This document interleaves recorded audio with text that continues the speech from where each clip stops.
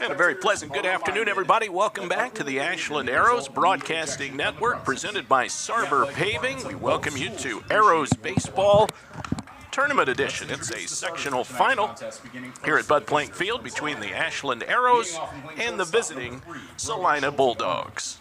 David Wilson along with Chris Mowry, Brandon Gunder at the controls. You just heard our national anthem presented by Chandler Systems, Inc., locally owned and operated right here in Ashland for over 40 years. This is the countdown to first pitch, brought to you by Simonson Construction Services, serving Ashland and North Central Ohio for over 50 years. The Arrows come into the postseason 9-11, having won their final regular season game over the Madison Rams on Tuesday. 9-11 overall. They finished 6-8 in the OCC. They are the number 4 seed in the Northwest 2 sectional district in Division 3. Celina comes in 10-11. 3-4 in Western Buckeye League action. Chris, here we go into the second season, and the Arrows hoping to turn the page from a couple of tough losses and advance in the tournament. Yeah, good time here. It's time for playoff baseball. There's no better baseball in my mind than that, whether you're talking about the NCAA or high school baseball, Major League Baseball postseason. And look, the Arrows have set the pin up right, and they've set the rotation up right. They've got all healthy arms. All arms are available today to try to advance against Celina. Go on to face, I believe it'll be Defiance, David, most likely. And on the hill is the Arrows ace, the junior right-hander, Evan DeHinden. So we'll see if DeHinden's got the goods today. Hopefully he's in the strike zone, competing around the strike zone. And we talk about it all the time. Keys to the game, pretty simple. Ashland Eye Care, keys to the game. We've got to play good, clean defense, and we cannot put guys on base via the free pass. Well, Brody Schulte Arnold will step to the plate for Celina to face the aforementioned Evan DeHinden. He's 3-4 on the season. The junior right-hander Roxanne fires. First pitch is over for a strike. Away we go. First pitch brought to you by Simonson Construction Services, serving Ashland and North Central Ohio for over 50 years. The first offering from DeHinden there, Dave. If his curveball is going to have bite like that today, it's going to be a good outing. This one socked into left, and it hangs up for Nick Mangus. And that's out number one, and the way today's game begins. One down, Jeff Warner will step to the plate. We'll check the rest of the Bulldogs lineup, brought to you by Bill Harris Dealerships. Warner coming to the plate right now, followed by Owen May, the right fielder. Simon Schwartz will DH. Chance Miller at first, then Brayton Steinbrunner. Tanner Wendell will pitch and hit seventh, then Luke Maxwell at second, and Wes Graver will round out the lineup and place center field. First pitch fouled away by Warner, the freshman catcher. You know what we've seen the last few games we've done, David, we've seen the opponent hitting the ball on the screws against Arrow pitching. That first out there off the bat of Brody, that was hardly hit into Mangus territory there as well. And you see two foul balls. Now, granted, Warner's late on those, but they are getting good barrels, good piece of the barrel of the bat. So, you know, DeHinden going to have to keep working around the strike zone. I love he's throwing strikes, but going to have to just get them not hitting it square on the screws. This is his 8th start of the season. That went out low and away. 34 1/3 innings, which tops the staff. 22 runs, 12 earned.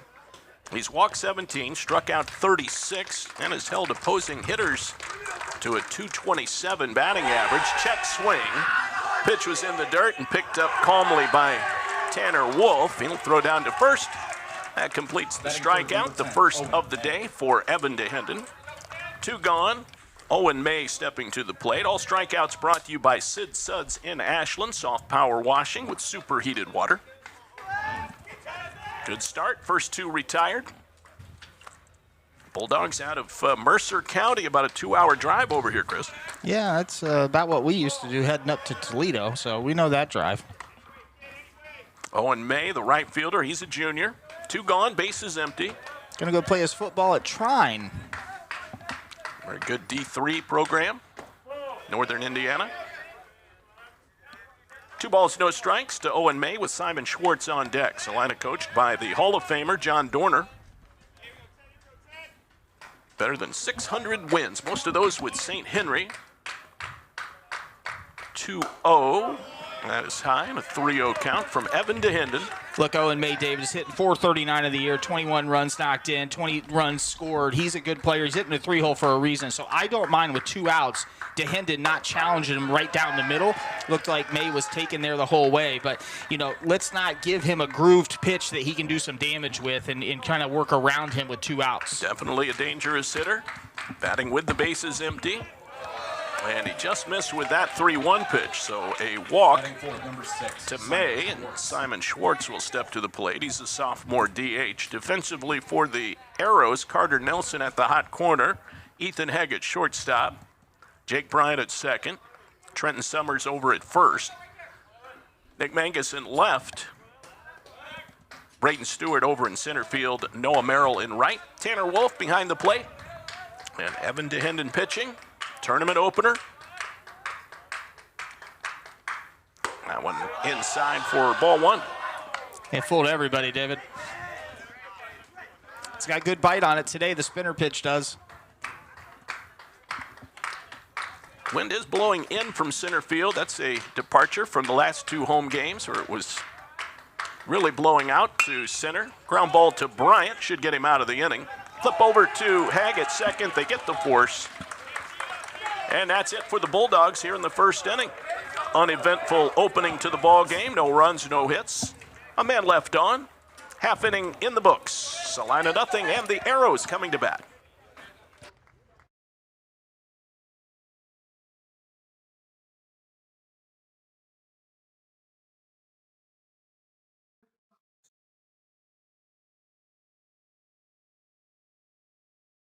Commercial and public projects. A truly local company providing award-winning comprehensive design-build services since 1974. For more information, scan the QR code or go to simonsonconstruction.com. Come visit the South Street Grill in downtown Ashland, the official watch location every Friday night during the Arrows football season. You can catch all the action in the bar area on the big screens. Elevated casual dining in downtown Ashland, steaks, seafood, hand-patted burgers, vegetarian options, salads, and a huge kids menu. Something for everyone in a completely renovated, historic building.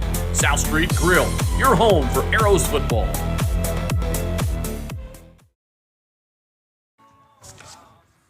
We're coming to you live and free all season long from the Priest Dental broadcast booth. Priest Dental is your hometown dental leader. Proud AHS alum Kevin Priest and his team will handle all of your dental needs. Game day weather, beautiful today, 65 degrees. We mentioned the light breeze blowing in from center field. Game day weather brought to you by Truly Inspired Paper Company for all of your paper needs, from wedding invitations to business cards and everything in between. Truly Inspired Paper Company in Ashland and Loudonville. The Arrows facing Tanner Wendell, the tall 6'5" right-hander. He'll be facing Jeff Hickey to lead things off, top of the Arrows order. We'll check the Arrows lineup momentarily. Wendell, a senior. Tell you one thing I love about this activity today in that dugout, David. Everybody's in the ball game. Not a lot of people sitting on the benches. First pitch to Hickey, lifted foul down the right field line. Jeff hitting .250, 2 RBIs, 6 steals. Arrows bringing the energy today. Yeah, bringing the energy. You're absolutely right. I love it. Wish it was like that every game. Hickey has been a sore miss for the vast majority of the season. We've talked about that. You see he's catching up to what would be, I'm going to say, upper 80s fastball. I don't know what the exact number is. We don't have a gun here to tell, but it comes in there with a lot of heat. But Hickey, no stranger to facing hard pitching and not backing out by any stretch. Probably the hardest thrower that the Arrows have faced this year. Would agree. 2 balls and 1 strike. Ethan Hegg on deck. Bottom of the first, no score. Sectional action. This one socked toward the middle, and that's into center field. Good start for the Arrows. Base hit for Jeff Hickey. First hit of the game for either team. Batting second for Ashland, the shortstop, number 40, Ethan Hegg. That'll bring Hegg to the plate. So far through one batter, sorry, David, Wendell's going to challenge the strike zone. He's going to throw strikes, and he's going to battle around the strike zone. It may not be a strike every pitch, and I'm sure he doesn't want it to be. But nonetheless, he's going to compete in the zone. So our arrow hitters are going to have to be stepping right back at the pitcher. It's coming with more velocity you've seen all season. Be ready to put the bat on the ball. Do not take any pitches off. The pitch coming the next time may be the best one of that at bat. That one low and in. Backs Hegg off. 1 ball, no strikes. Hegg, the left-handed batting shortstop, hitting .407. 17 runs batted in. And the OCC awards can continue from my pontification last outing. First team OCC and first team all-district. They heard me. Your position was very clear. Yes, it was. 1-0. Hickey stays put. Bunt back to the pitcher. Wendell checks second. Has no play there. And gets Hegg out at first. First baseman stayed home to take the throw. Sacrifice executed by the Arrows. Tanner Wolf coming to the plate. I thought Hegg may have got too much of that, and unfortunately he does not want to bunt it back to the pitcher, no question about it, but I thought he got a little bit too much of that, and he got back to Wendell too quick. Wendell looked to second base, but thought better of it, went ahead and took the sure out at first base. So Arrows with a runner in scoring position, 3-hole hitter Tanner Wolf with 1 out. Wolf hitting .226, 11 runs batted in.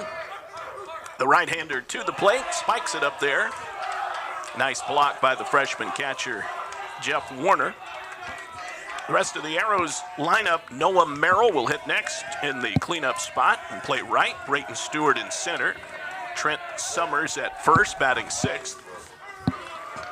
1-0 on the way from the righty. That's socked, but he got under it. May in right can't get there. It drops in front of him. Hickey has to wait to make sure that ball would not be caught. He advances to third, and the Arrows get a break as that one bloops in for Tanner Wolf. I think what happened, David, there when you were doing the truly inspired weather, what happened? You said the wind has taken a little directional change. It's blowing in now instead of out. That ball went up there and it looked like one of your 9-irons just kind of ballooned up into the wind and kind of pushed it back. We'll see what the discussion is. So that our home plate umpire, John Davis, went down to talk to A.J. Beer. Throwing the bat. Okay. Jack Kennedy is the base umpire, making the impartial calls. Yeah, coming off the bat, I think May felt it was going to travel a little more, and then he just could not get there. So 2 hits in the inning for Ashland. Carter Nelson will bat 7th and play 3rd. Then Nick Mangus in left, Jake Bryant at 2nd. That rounds out the Arrows starting lineup for the tourney opener. Here's Noah Merrill. Jumps on the first pitch. Arrows going up aggressively. No balls, 1 strike. Lineups brought to you by Bill Harris Dealerships with locations in Ashland and Loudonville, from Chevys to Fords to Dodges to Jeeps. Quality pre-owned vehicles, Bill Harris Dealerships is your one-stop shop. Right down the middle and a ground ball off the mound. Took a funny hop to Maxwell. They get 1 at second. The throw to first is not in time. A run scores. And the Arrows take a 1-0 lead here in the bottom of the first. Batting 5th for Ashland, the center fielder, number 1, 3. So Noah Merrill legs it out at first base ahead of the return throw from Arnold, the shortstop. Ashland on the board early, and Brayton Stewart coming to the plate.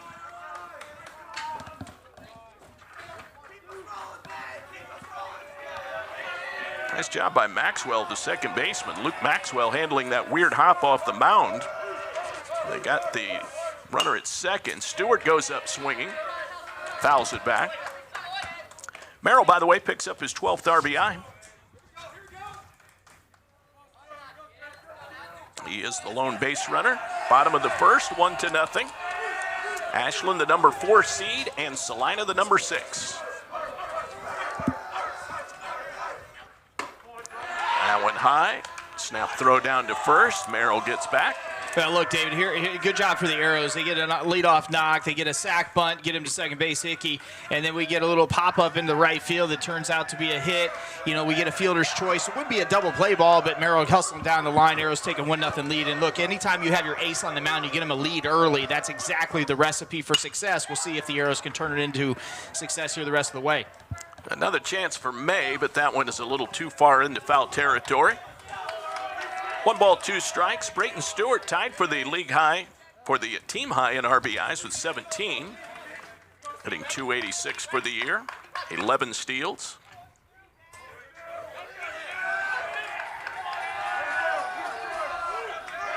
Three sophomores in the starting lineup all season for the Arrows. Young team. Outfield pretty shallow against Stewart. Wendell pitching and a ground ball toward the middle. Nice backhand and a shovel to second in time to get Noah Merrill. Maxwell makes 2 nice plays in the first inning for Celina. 1 big run, though, on 2 hits. No errors, and 1 runner was left on base after 1 in the sectional final. It's Ashland 1 and Celina nothing.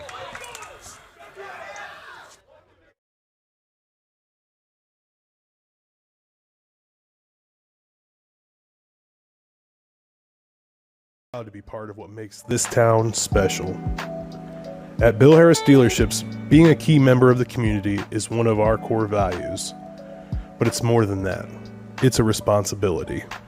Because without Ashland, without you, we wouldn't be here. So stay golden, Ashland. Bill Harris Dealerships, the name you know and trust. Need a construction team that can do it all? Bo Lacey Construction delivers experience you can trust, done right on time, with free estimates and special financing offered for roofing, siding, gutters, windows, bathrooms, decks, to the highest standards of excellence, quality, and knowledge in the industry. Bring your next project to life with Bo Lacey Construction.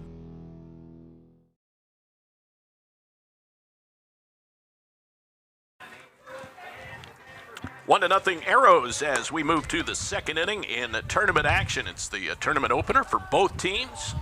Leading off the second Arrows inning, baseball brought to you in part by Bo Lacey Construction, handling your roofing, siding, decking, bath remodel, and window replacement needs. Experience you can trust, done right, on time. That's Bo Lacey Construction.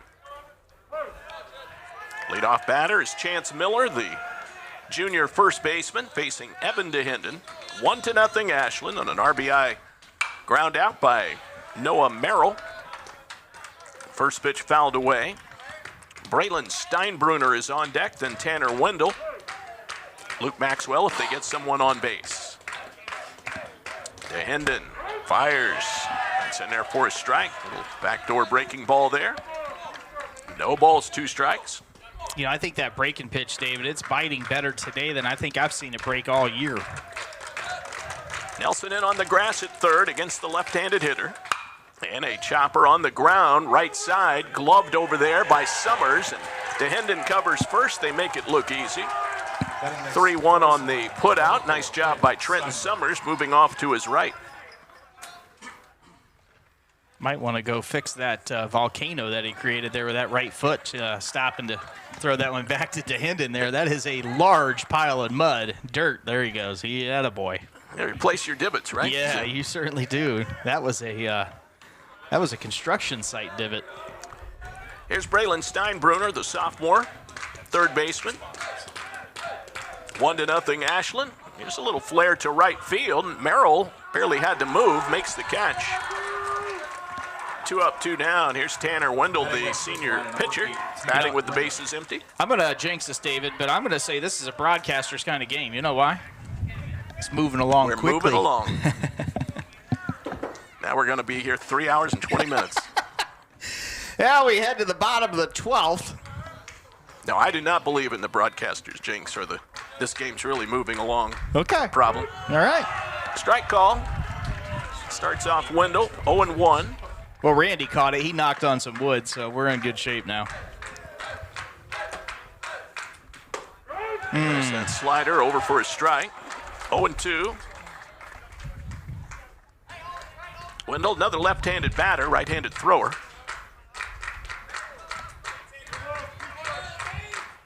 Celina 10 wins, 11 losses, 3-4 in the Western Buckeye League. That was won by Lima Bath. You mentioned Defiance. They finished second in the league. And that game is going on tonight between number 1 Defiance and number 9 Lima Shawnee. So the winners of That game and this one will meet on Tuesday. That pitch was close, but borderline call goes to the Bulldogs, 1-2. That'll be Tuesday at Tiffin University, 4:30. Nice field up there, Tiffin. 1-2. Checked his swing down and in. They will end up appealing this, and no swing, says Jack Kennedy. 2 balls, 2 strikes. You know, I'd like to see Tanner just come out of the box and throw the ball at first base. There's no reason asking for an appeal. Just get the ball down there, and then you'll see what happens. 2 balls, 2 strikes from Evan DeHenden. Tried to spot the outside corner. 3 balls, 2 strikes. David, I'm going to the snap-off pitch right here. 3 balls, 2 strikes. He checks the pitch call. 1-0 Arrows. This one right down the middle. A ground ball to Bryant. Nice backhanded pick. And he throws him out at first. Side retired in order. Wendell rounds out on the payoff. After 1 1/2 innings of play in the sectional championship, it's Ashland 1 and Celina 0.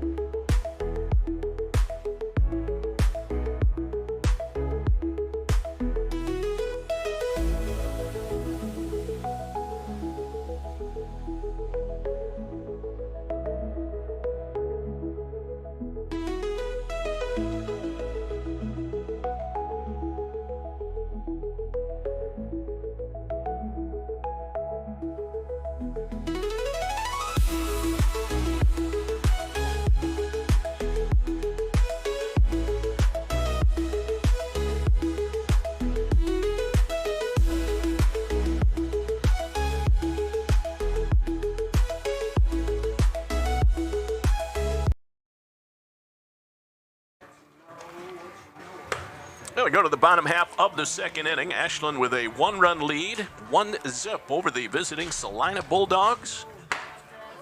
Coming all the way over from Western Ohio, Mercer County in the middle of Mac Country, but they play in the Western Buckeye Conference. The best football conference in all of America. You can debate me if you want. I'm here for it. That is the best football conference, small school in the country, period. Mic drop. Yeah, no question about it. And you factor in Marion Local and Coldwater and unbelievable. Minster. They've had before Division 5, 6, and 7 state champions from the same conference. Yeah, and you know, it's not all football either. You look at hundreds of state champions. Boys and girls. It's not just one school that dominates. It's every school in every sport. It's something. It's incredible. Leading off the bottom of the All right, here's Trent Summers to lead things off second inning.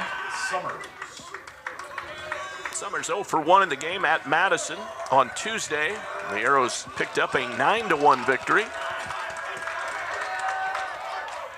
First pitch high and tight. We'll call that one high and tight enough to tell you about the 419 Barbershop in downtown Ashland. They'll get you looking fresh this spring. Check them out for all of your hair care needs. Oh, it is even tighter. Should I read that again? Do it again. So 2 balls, no strikes. Dugout's in there saying, David, you know what? Wear it. Well, you're not the one that's going to wear it in the cheek. I think they might have been crossed up there. Warner walking the ball back out. Trent Summers, Carter Nelson, Nick Mangus due up. Jake Bryant, if they get someone on base. Good start for the Arrows. Against a Celina team. It was just a game under 500. Coached by John Dorner in his 5th year with the Bulldogs. Spent 30 years at St. Henry. Hung 3 banners there in his time. Yep, 3 state titles. Numerous district and regional titles. Has amassed over 600 wins in his career. 2-1. That one coming in hot. Fouled back by Summers. Trent hitting 200 for the season, 14 RBIs. 2-2 against a flamethrower in high school baseball. Just get the ball put in play, see what happens. 2-2. Right in on his fist. He fouled it back. Good cut. 2 balls, 2 strikes. Tanner Wendell, 41 strikeouts in his outings this year, a 1.34 ERA. 2-2 grounded to shortstop. That is Schulte Arnold picking it up and throwing on the run. Nice pickup at first by Miller. Betting next for Ashland. How about that piece of leather on Brody's hand there, David? That thing's got a little bit of a rainbow look to it. Lots of greens and blues, a bit of yellow in that glove. That's some Celina colors, I think. Yeah. Custom made, maybe. Carter Nelson will bat.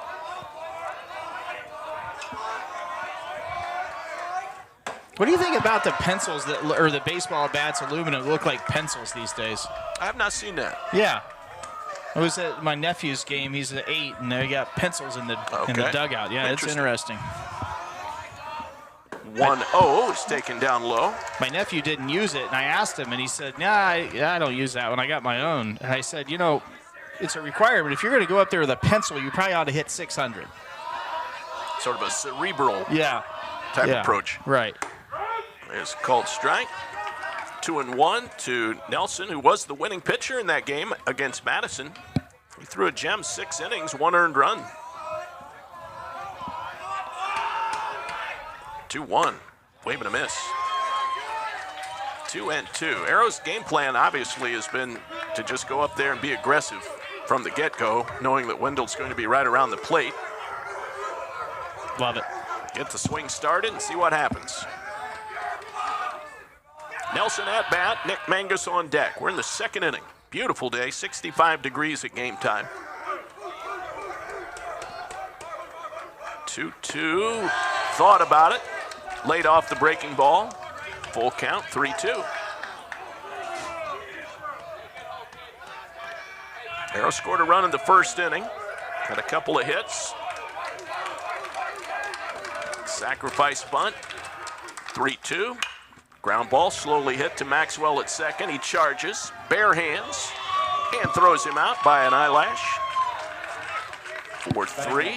Left fielder, number 3. Nick 2 ground Mangus. outs. Here's Nick Mangus. Really good job by Maxwell, the second baseman for Celina there. Absolutely says, I got to break down and go, and he hustles after that one. It's no secret. The ball here in the infield of Bud Plank Field at Archer Arrows Park, it takes a lot of juice off of it, and you got to go charge the baseball. He did a nice job of that. Barehanded, made a good throw there, the first baseman, and retires Nelson.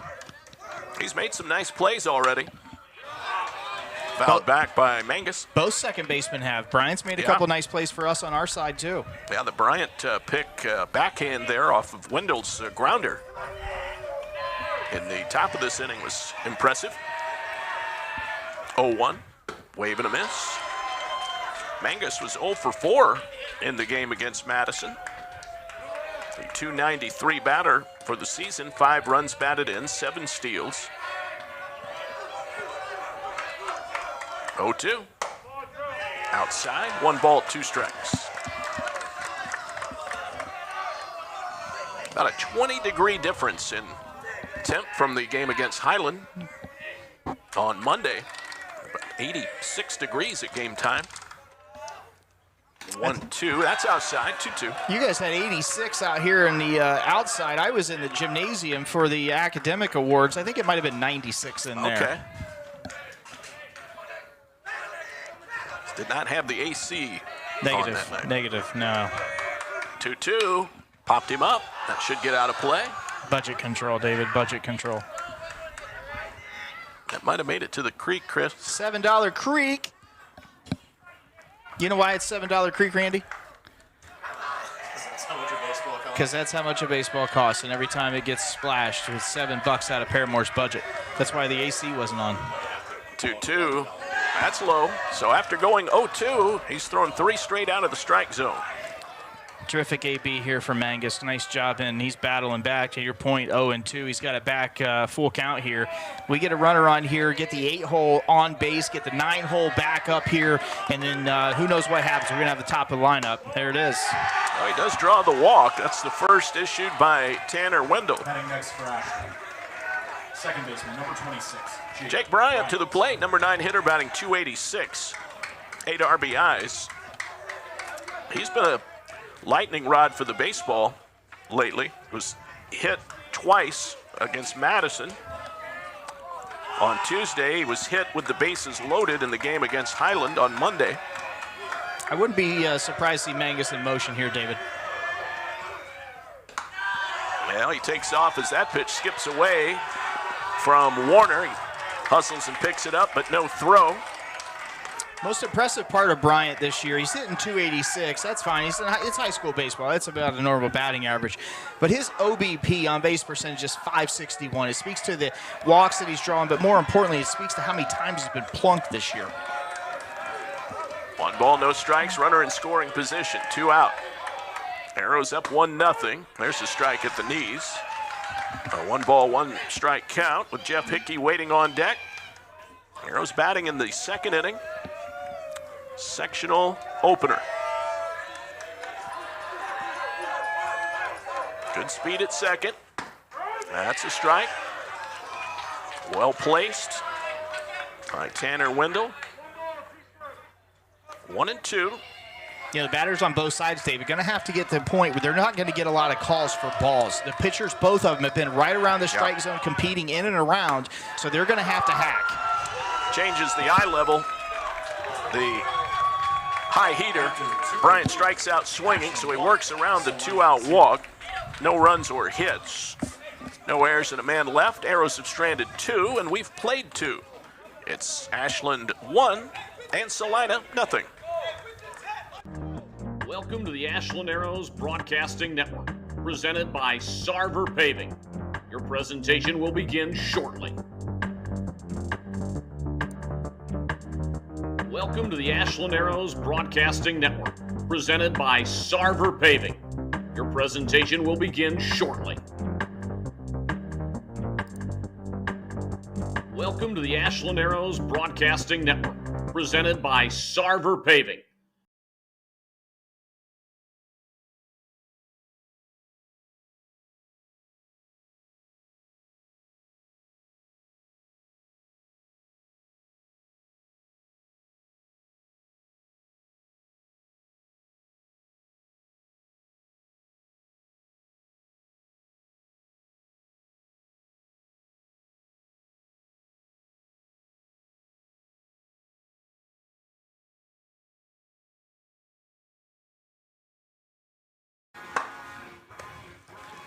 We have a 1-0 ball game as we embark on the 3rd inning.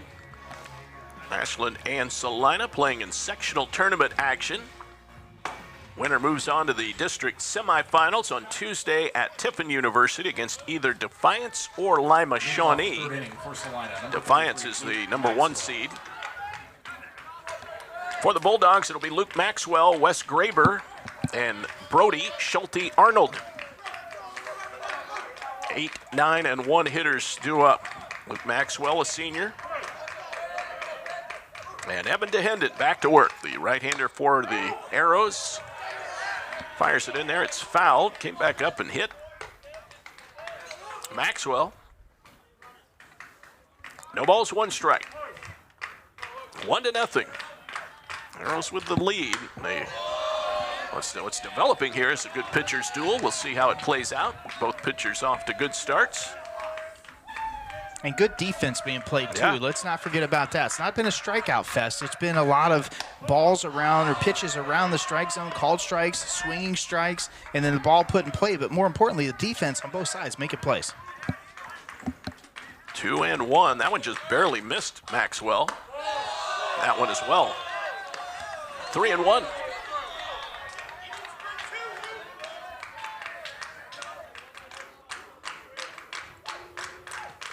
Evan DeHendon ready to go. Needs a strike. The right-hander deals, and he got one. Fouled away. 3 balls, 2 strikes. Base is empty. That somehow, David, made it inside the batting cage by going over the left wall through the top somehow. Yeah, clanked around down there off something. That's just high, a little bit outside. That's the 2nd walk issued by Evan DeHendon. Batting next for Celina. Well, you're down 1-0. Sorry, David. There's nobody out. The 8-hole hitter just drew a walk. Brandon Gunder knows what's coming. So So you've got Wes Graber up there, the center fielder, senior. Arrows expecting a bunt here. DeHenden held the set for a while. There's the bunt executed back to DeHenden and just did get Graber over at first. Not sure if he didn't get a good handle on that ball out of his glove, but the throw was a little bit of a lollipop, and Summers able to get it just ahead of Graber touching the bag. So they got the out. Goes 1-3 on the sack. Here's Brody Schulte Arnold, top of the order. Tying run at first, make a tying run at second for Schulte Arnold, who flied out to left field his first time up. There's a strike inside corner, good pitch. Yeah, good pitch. She's kind of frozen there. That slider curveball breaking pitch that DeHenden's been throwing is kind of starting it out. The batter's the right-handed batter. Strike zone. Freezing them. They're kind of moving. An effective pitch today. 0-1. That's hammered out toward right center field. That's going to split the outfielders. It gets into the gap. Maxwell coming to third. He's being waved in. Throw is coming in from Haig. One bounce throw too late. 1-1 on a double by Brody Schulte Arnold. See, placed that one perfectly between Stewart and Merrill. So he picks up the RBI. We're tied here in the third inning.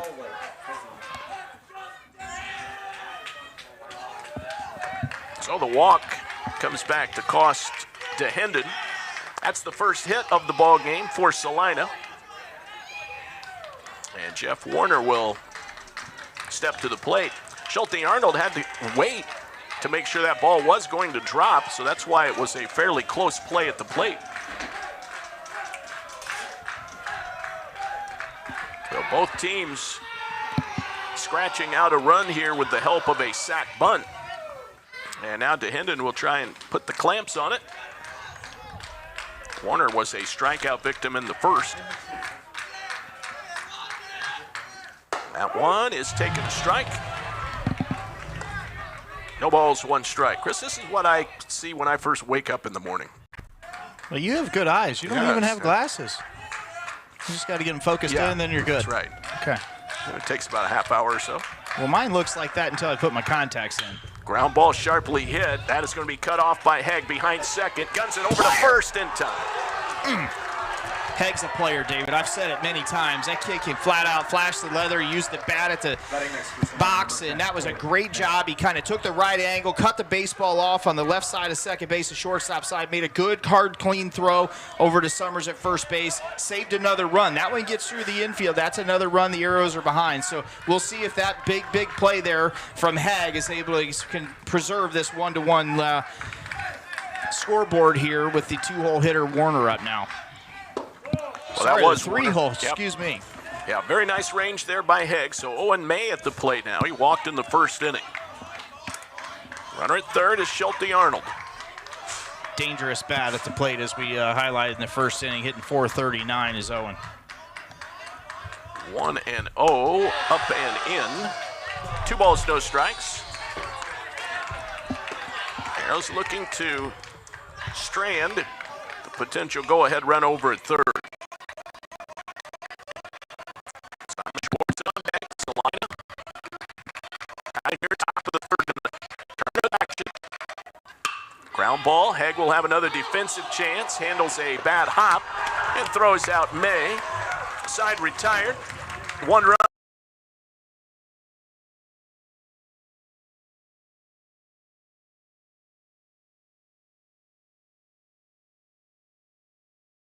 Ashland isn't just where we work, it's our home. From glorious country to Main Street parades, we're proud to be part of what makes this town special. At Bill Harris Dealerships, being a key member of the community is one of our core values. But it's more than that. It's a responsibility. Because without Ashland, without you, we wouldn't be here. So stay golden, Ashland. Bill Harris Dealerships, the name you know and trust. Need a construction team that can do it all? Bo Lacey Construction delivers experience you can trust, done right on time, with free estimates and special financing offered for roofing, siding, gutters, windows, bathrooms, decks, to the highest standards of excellence, quality, and knowledge in the industry. Bring your next project to life with Bo Lacey Construction.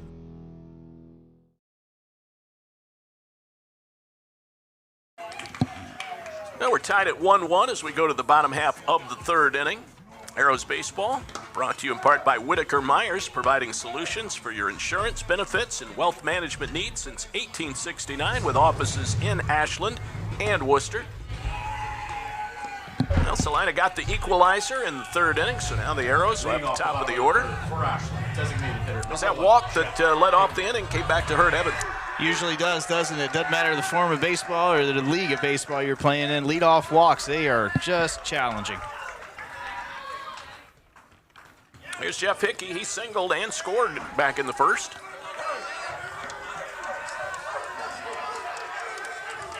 Here comes the first pitch from Wendell. That's in there for a strike. Tell you one other thing. There's some bats in this Arrows lineup that can challenge these outfielders here for the Celina Bulldogs. Left field, center field especially, playing really, really, really shallow. 0-2 now on Hickey. It's like the old Johnny Nash song, Chris. Yeah. I can see clearly now. Yeah. Good job, BG. Here's the 0-2. Chopped on the ground to shortstop. Tough hop for Schulte Arnold. Got a good throw off. Not really a tough hop. He just kind of got in between hops there, but still handled it. That hop, that last one there, it's no thing close to a cherry hop. That one kind of skidded and shot at him, and he fielded up by his left shoulder. So nice job staying with the baseball, eyes on it, and made a nice clean throw over to first base to retire Hickey for the first out of the bottom of the third. So here's Ethan Hegg, who had that sac bunt back in the first. 1 ball, no strikes. Coming to you from the Pre-Stento broadcast booth, sectional action. After a 9-11 regular season, the Arrows finished 6-8 in OCC play. There's a strike. 1 ball and 1 strike. When you think about some of the guys who were out, and for the youth in the starting lineup core of this team, not a bad start for A.J. Beer. Yeah, I would agree with you. I thought mentally to myself, I thought 500 would be a really, really good campaign this year, and they're going to get real close to that. You know, you lose your ace in Farnsworth. You lose your starting third baseman in Farnsworth. You know, you lose A.J. Workman, who's going to play some first base, hitting your 4-hole. You know, you lose Hickey for the vast majority of the season. You don't even have Hubacher now in the back half of the season. It's just the truth. It's just been a reality of injury bugs that this team has had to try and overcome. And, you know, anytime a first-year head coach is hard enough, but to have to battle the injury bug in different lineups time and again, day in, day out almost, it's really, really difficult. So, yeah, I think the staff and head coach A.J. Beer have gotten the vast majority out of the squad that they could. And, you know, the truth is you had to play some sophomores. I talked about that with Coach Beer in the postgame last time out, and there's a bunch of sophomores getting some experience. And one is at the plate right now. He fouls that one back. 1 ball, 2 strikes. Well, this one's a sophomore by name, but he plays like a senior, and he's also known as the best shortstop in our conference. He's facing the hard-throwing right-hander, Tanner Wendell. Celina in the all-black uniforms. 1-2 up and in. 2 balls, 2 strikes, nobody on base and 1 man out. Third inning. Tanner Wolf on deck. Hegg, by the way, was 2 for 3 Tuesday at Madison. Heck of a bat there by the sophomore. Good job. Count's still 2-2. He's right on the baseball, David. You see these balls he's fouling off coming straight back off the bat. You know, one thing happened is AB for Hegg.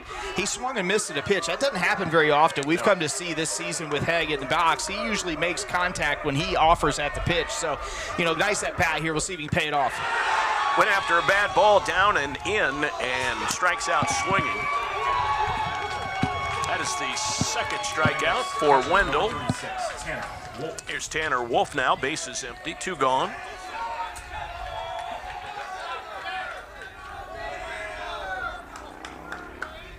Wolf a single as he dropped it into right field. A little blue pit back in the first inning, which helped create that early Arrows lead.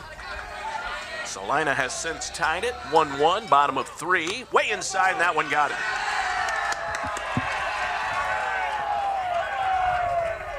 Up next for Ashland, right fielder number 27, Noah Merrill. Well, Two-out base runner. Decision time here for A.J. Beer. You got 2 outs. You got your 4-hole hitter up. You haven't been really creaming the baseball here after the first time through the second time through the lineup here. First, the offering was good. You hit the ball hard, but not really getting the best of Wendell here the last several batters. So does he put Wolf in motion? 2 outs? We'll see.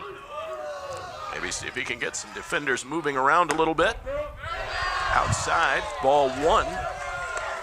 Going to take a better lead from Wolf there at first base if he's going to offer here a stolen base. That was pretty tight. Miller is holding him on. 1-0.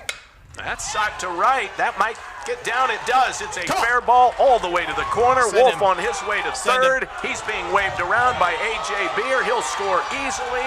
Throw coming to third. 1 bounce. Tag applied. Not in time. It's a triple for Noah Merrill, and the Arrows take a 2-1 lead here in the bottom of the 3rd inning. What is it, David? HBPs, man, they seem to score all the time. It's even worse than walks. You plunk a guy, put him on, and it just invariably seems like they go ahead and come across the plate. So the Arrows take a 2-1 lead. Nice job by Merrill. Didn't catch up to the baseball. He's behind it, but he had enough side English. Looked like a David Wilson drive that just sliced down the right side of the fairway, stayed in fair territory, and then shot off down to the corner. That is his 4th triple of the year and his 2nd RBI of the ball game. John Dorner went out to have his say. The throw appeared to beat Merrill to third, but kind of slid in on the outfield side of the bag. Got the safe call. Arrows up 2-1. Clutch 2-out hit there for Noah Merrill, the junior. Here's Brayton Stewart. I'll be Dr. Obvious, David. Big spot right here for the Arrows with 2 outs and a runner at third base. Way up and in. Tried to throw that one about 100 miles an hour. 1-0. Down and foul, back and fair. Merrill. 1 ball, no strikes. That one lifted in the air to left. Parker coming on, and going out is Schulte Arnold. He picks it off. And that retires the side. Nice play by Schulte Arnold, the shortstop. 1 run, 1 hit. No errors, a hit batter. 1 man was left on base. After 3, Ashland with the lead over Celina, 2-1. Simonson Construction is proud to sponsor Arrows Athletics, the most trusted and efficient construction company in the region. With a long history of doing things the right way from concept to completion, Simonson Construction solves all your construction needs for commercial and public projects. A truly local company providing award-winning comprehensive design-build services since 1974. For more information, scan the QR code or go to simonsonconstruction.com. Come visit the South Street Grill in downtown Ashland, the official watch location every Friday night during the Arrows football season. You can catch all the action in the bar area on the big screens. Elevated casual dining in downtown Ashland, steaks, seafood, hand-patted burgers, vegetarian options, salads, and a huge kids menu. Something for everyone in a completely renovated, historic building. South Street Grill, your home for Arrows football.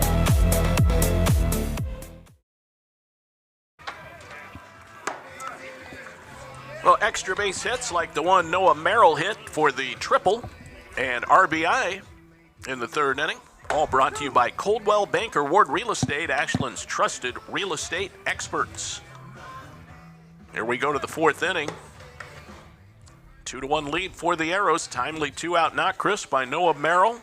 You mentioned the 2-out hit by pitch. Wolf getting on base. Yeah, absolutely. Wolf can pick him up, put him down. That's why I wasn't going to be so surprised if A.J. Beer would have put him in motion just to see if he could drive something, get something going, some momentum. And, fortunately for A.J. Beer and Noah Merrill finds the right part of the baseball, hits it down the right side, and stand up towards, actually not stand up, but a sliding triple and plates Wolf. So here we are with a 2-1 lead as we head to the top of the 4th inning. Playing a very tough Celina squad, coached by a Hall of Famer. Ground ball to second by Simon Schwartz. Bryant waits on it, then sets and throws him out. 3 straight retired. Batting next, number 35. Okay, what do we got here?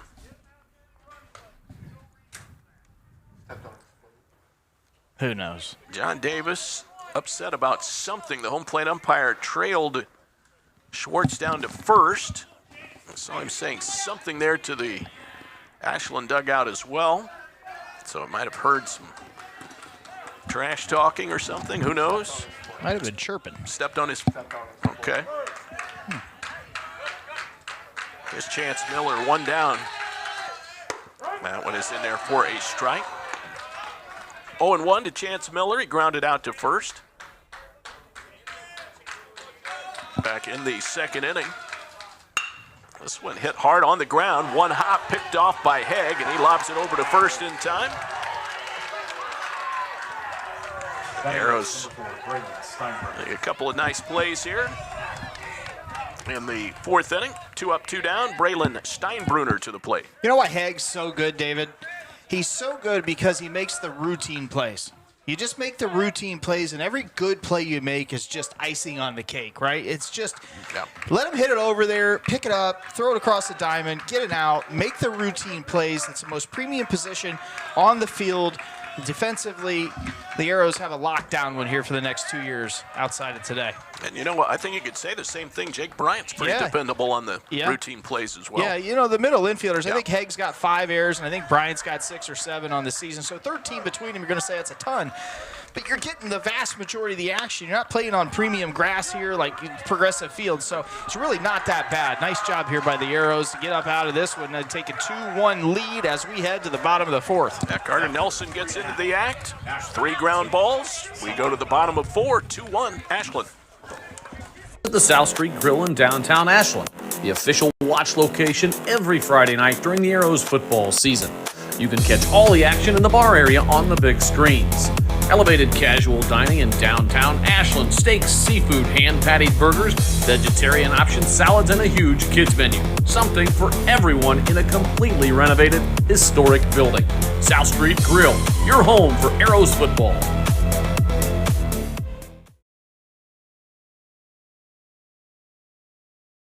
Isn't just where we work, it's our home. From glorious country to Main Street parades, we're proud to be part of what makes this town special. At Bill Harris Dealerships, being a key member of the community is one of our core values. But it's more than that. It's a responsibility. Because without Ashland, without you, we wouldn't be here. So stay golden, Ashland. Bill Harris Dealerships, the name you know and trust. Ashland holds a 2-1 lead on Celina. As we go to the bottom half of the 4th inning, it'll be Trent Summers to lead things off, then Carter Nelson and Nick Mangus against the Celina ace, Tanner Wendell. He has fanned 2. Has not issued, well, he's issued 1 walk and hit 1 batter so far. Arrows with 3 hits, and Celina with 1. Wendell gets everything out of every delivery, doesn't he? Like, he just rears back and lets it go as hard as he can possibly let it go. And, you know, the warm-up pitches, he spiked 3 in a row there in front of the plate, so nice job by Warner picking him. But, man, oh, man, he just rears back, lets it go. The Arrows have done a great job. You mentioned it early, being aggressive at the plate, not up there looking at pitches. They get a strike. Go ahead and offer at it and see if he can't do some damage with it. He's definitely what you would call a max effort guy. Yes. Here is the right-hander's pitch and a foul off to the right. Trent Summers at the plate. Grounded out to shortstop back in the 2nd inning. Justin Dew's got to make a much better effort at that ball from the first base box. He just kind of lollygagged at that one. That's an E on the coach's box. 0-1 inside, and I think that got him. Just nicked him. Batting next for Ashland, 3rd baseman number 4, Carter. Leadoff batter aboard. Carter Nelson will step to the plate with the man on. See it again right there on our Sarver Paving replay. Definitely not the guy you want to get hit by. No. At least it's not 37 degrees like we've Right. seen so many. So nobody, or runner at first base, nobody out. I think you all know what's coming.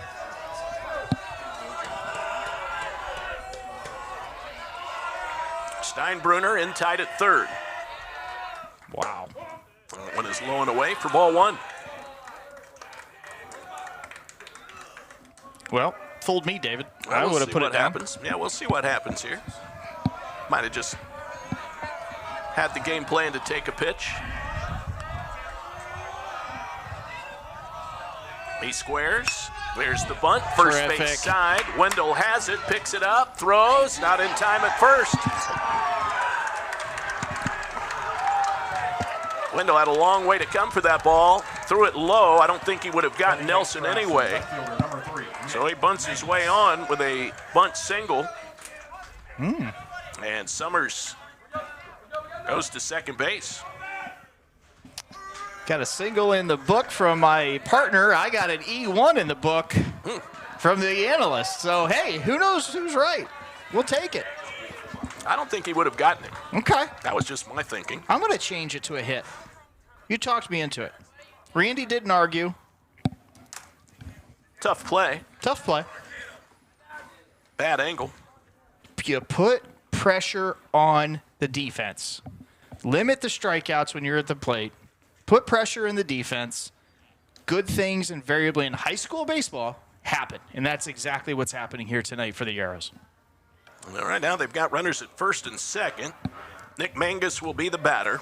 John Dorner out talking with his infield and his battery. Well, David, the runners at first and second base, you just put down what would be sacrifice.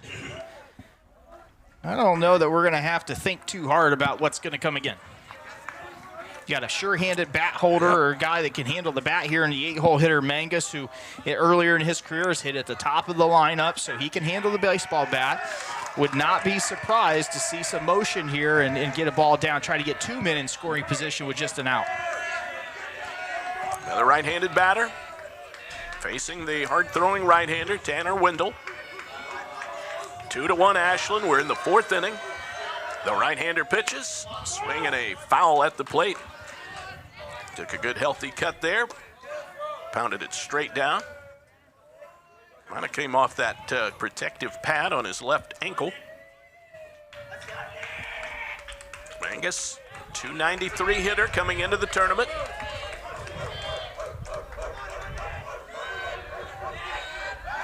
Throw to first. Pretty close over there. I love that pick play. You know, first baseman's playing behind Nelson there intentionally, and then they call it. It's a pick play and designed. He sneaks behind him. First base coach got to be aware, and see what's happening there, and you cannot be taking lollygag effort there if you're Nelson at first base, because he's snap throw from Wendell come over there in a hurry. No balls and a strike. Now the square, and the bunt missed. 0-2.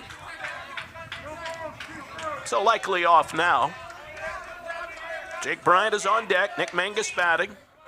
Not me, David. I'm leaving it on if it's me. Okay. 2 strikes. Yep. Brazen. Runners lead first and second. Ashland up 2-1, fourth inning. This one fouled back. Another good cut. Off to the net. No balls, 2 strikes. Tonight's game brought to you in part by Hedstrom Entertainment, having unplugged fun for over 100 years.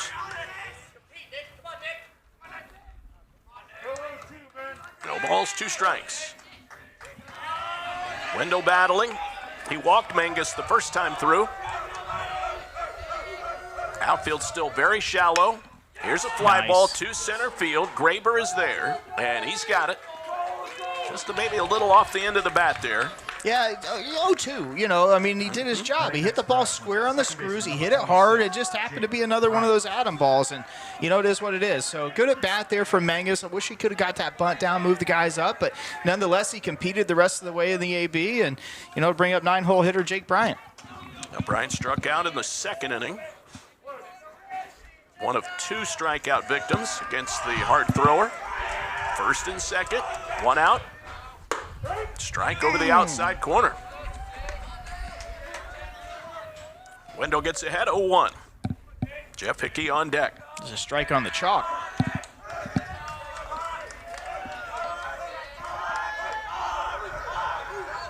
The pause and the pitch. And jammed him. Fouled straight back to the box. 0-2. That's going to leave a dent, David. That one got the pre-dental right above the broadcast booth in the Bill Harris press box. That's a dent. It's a battle wound.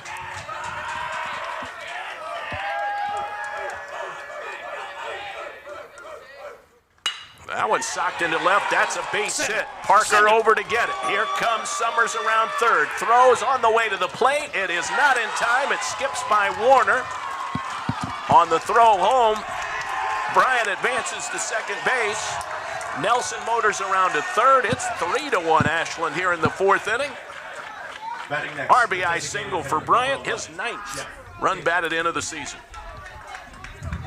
Tell you the other thing that's equally surprising to me right now, it's 3-1. Wendell's their horse. We've talked about that. They have another arm that's not bad, but no one getting loose in the pen yet, not even playing catch. So, does head coach Dorner just say, hey, I'm going to ride or die with my horse here, or does he get somebody loose and, see what happens? You can see the infield. They have the same mentality. They got the infield up tight here, one out, runners a second, third, back to the top of the lineup.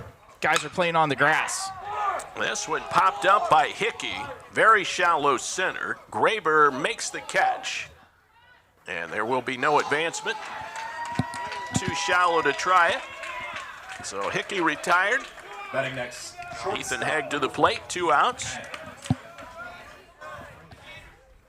Runners at second and third. The Arrows picking up a huge third run in this inning to push the lead out to 2. And could add to it if Haig can come up with a 2-out hit. Infield drops back.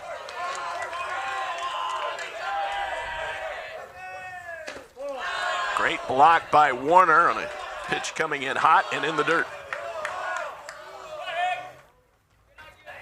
What a clutch hit by Bryant. Huge. Absolutely hit it on the screws, turned on a baseball, got the bat head out in front of the plate, and hit that thing into left field. And, he was coming. I yelled for him to send him. There was no question. He was not going to hold him up. He was going to send him. There's a strike to Haig inside corner at the knees. 1 ball, 1 strike. Huge spot here for the sophomore. If he could deliver here for his team and get at least 1 in, that'd be massive, And if we can fortunate enough to get Brian in from second base, that's a 4-run lead right now. That feels pretty good the way DeHenden's dealing. We'll see if Haig can deliver.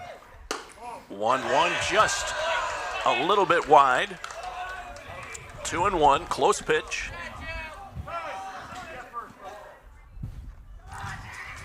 Brilliant move. I'd have done that a while ago. So they will put Haig on. Batting next for Ashland. That'll bring Tanner Wolf to the plate. It's a smart move. Like, the reality is you set up a force everywhere. You don't have to be perfect. Throw it across the diamond. If you bobble one, a little chopper in front of the plate, you can step on the plate and get out of the inning. So, and Haig arguably has the best stick in the lineup. Sure. So I think it's a really smart move there by Dorner. Bases loaded. That one's high for a ball. All walks brought to you by BB&C Car Care. Don't walk. Keep your car running smoothly with regular oil changes at BB&C Car Care. 1-0, lifted foul.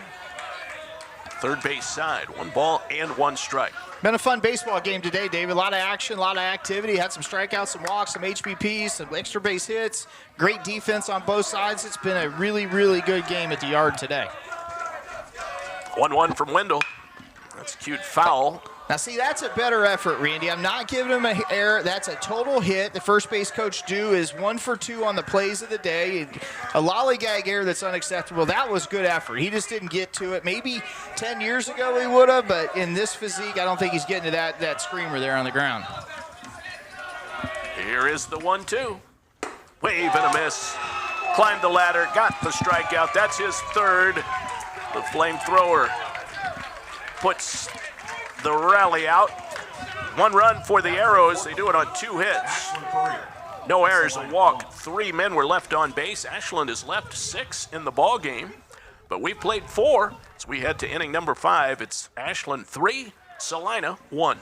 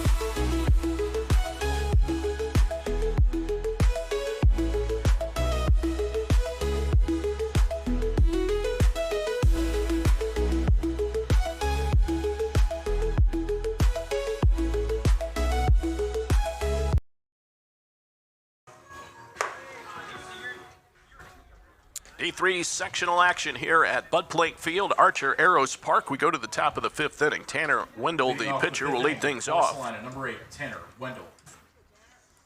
Luke Maxwell, Wes Graber to follow. Ashland up by a score of 3-1. Evan DeHenden throwing the ball very well, working on a one-hitter through 4. Here comes the first pitch, and Wendell socks that one to center field. That's going to get down and go all the way to the fence. Wendell can run for a while. We'll see if he settles for 2 or goes for 3, and he'll ease up at second base with a leadoff double. That was an absolute bullet, David. It wasn't fooling anybody. Was DeHenden with that heater, and Wendell got the bat head out and hit that one right on the absolute screws and hits that one to the wall. Stand-up double to get it started here for the Bulldogs. Yeah, that was coming through hot if it gets by Stewart that easily, who has great speed out in center. Yeah, great point. Here's Luke Maxwell, walked and scored in the 3rd inning. Got that one all the way to the fence on a liner, a 2-hopper into the wind, too. Fake pickoff play back to second. Well, I appreciate the great sponsorship of proud AHS alum Dan Denbo and the folks at your hometown vision leader, Ashland Eye Care, sponsoring our keys to the game all season. Bunt attempt, he didn't have any chance at that one, but it cost him a strike. No balls and 1 strike. Graber on deck, Maxwell. Let's see if he's still thinking about the bunt here. Nelson creeping in at 3rd base. 0-1, doesn't square that time. Gets away from Wolf, sort of trickles through the catcher, and down to 3rd base, Tanner Wendell. Didn't really see, guys, if that one was in the dirt. What do you think? I think it was crossed up. So we'll go with a wild pitch. Yep. Luke Maxwell now with the runner at 3rd base. Might they try to squeeze a run in? Highland did that very effectively. Well coached, Highland. That went right down the pipe for a strike. That's a baseball team right there, David. They do it all. They're going to go far in Division 4, I think. I agree with you. That is a good squad. They're good. Jaden Well coached. Collier, top of the order. Whoa, he was force. Yeah. And that's a non-league game. They didn't give us their horse. Right. 1 ball, 2 strikes. 3-1. Ashland up by 2. Tying run at the plate for Celina. Sectional tournament action. 2 balls, 2 strikes. A runner at 3rd in a 3-1 game playing for your season. We got neither middle infielder backing that throw up to the pitcher. We've got to get that fixed. The last thing you want to see is one get by to hit and that run comes across the plate. 3-2. I feel you have nightmares about that. It's one of my biggest pet peeves, man. It's just if you're standing still on a baseball field, you're doing something wrong. I don't care what position you're at, you're doing something wrong. 3-2. Way inside, that got him in the back. Ball just did not break. He lost it coming out of his hand. Maxwell over at first base. And Wes Graber to the plate. Told you the truth, David. That's not a make-up story. It was told and told and told and told. The one time I don't do it, guess where the ball went? Yeah. Off the pitcher's mitt, went right where I was supposed to be, and You were traumatized. we lost the game. I'll guarantee it never happened again. But it's the little things, right? We talk about it all the time. Oh, sure. It's the little details that make you better than you play or worse than you are, right? And do you do them or do you not do them? And it's just the little fine tunings that you become. If you're good, you can be better, and so on and so forth. Well, DeHenden working with runners on the corners. So that opens up the playbook for John Dorner. Here's a chopper toward Hegg. It'll get a run home. Bad hop again, but the shovel pass over to second, not in time after the bad hop. 3-2. Wendell scores. You'll see it again here on the Sarver Paving replay. Again, a very late bad hop for Hegg to handle, and then it fouled up the timing over to second base. And the throw is just a little off the mark. Wendell scores. And it's a one-run ball game and time taken by the Arrows. It's a one-run game. It's 3-2 Arrows. You're getting through the lineup the third time now. Top of the lineup's coming back through. The reality is very simple. It's 3-2. You got runners at first and second base. You got a guy that can flat-out rake at the plate. He's hitting 348. 16 stolen bases. He runs really well, too. Do you say if you're head coach John Dorn, he's got 616 wins, put it down to get runners at second, third, one out, try to get one more, tie it up? Or do you say, hey, I'm at the top of the lineup. I may not have this premium opportunity again where I'm at, 1, 2, 3, 4 coming up if we're so fortunate to get it going.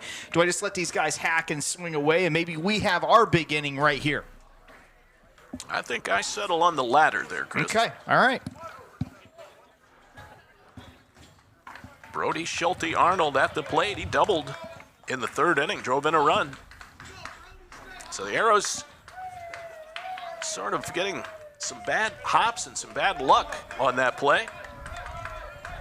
Hegg tried to handle it, but then just ran out of time on that fielder's choice. Schulte Arnold batting. 3-2, Arrows leading Celina. Went after a bad ball, breaking away. Tried to check his swing, cost him a strike. Jeff Warner on deck.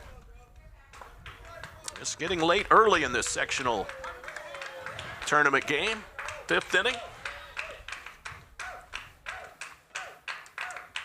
The kick and the pitch. He bunts. Nice bunt. Third base side. DeHenden had only one shot. That's a hit. And he was going to shovel it over to third, but couldn't make a clean pickup. Bunt single for Brody Schulte Arnold. You couldn't take the ball and lay it out there any better.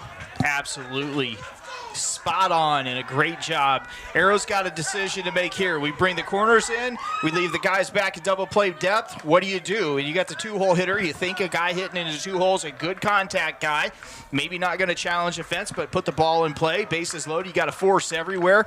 Head coach A.J. Beard elects to leave the guys at the corners up and the middle infielders back. Here's the ball to Hegg. He scoops it up. Throws to Bryant. 1 on 2. Summers in time. That's a double play.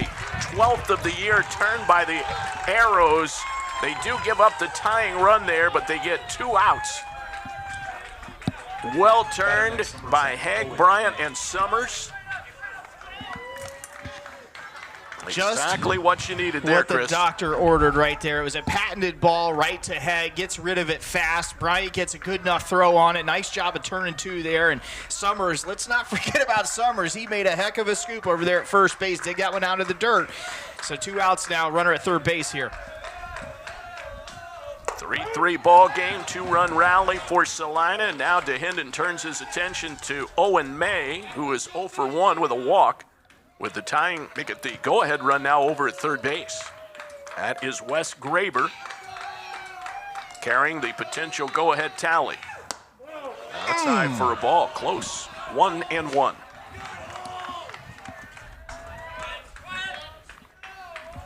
Yeah, that one looked good. It must have just been a skosh high. Maya Jr., he laid off it. 1-1, fastball outside. 2 balls, 1 strike. Celina and Ashland in the Northwest 2 sectional district, Division 3. Winner moves on to a Tuesday district semifinal at Tiffin University. 2-1 right over the inside part of the plate. Good pitch, 2-2.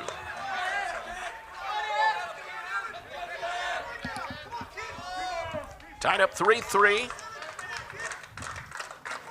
Big spot right here, David. 2-2 count.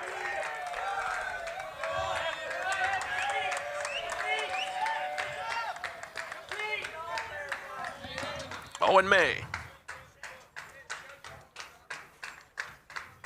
We hear he is their team leader in RBIs.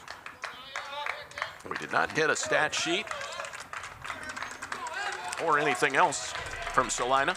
2-2, high, full count, 3 balls, 2 strikes.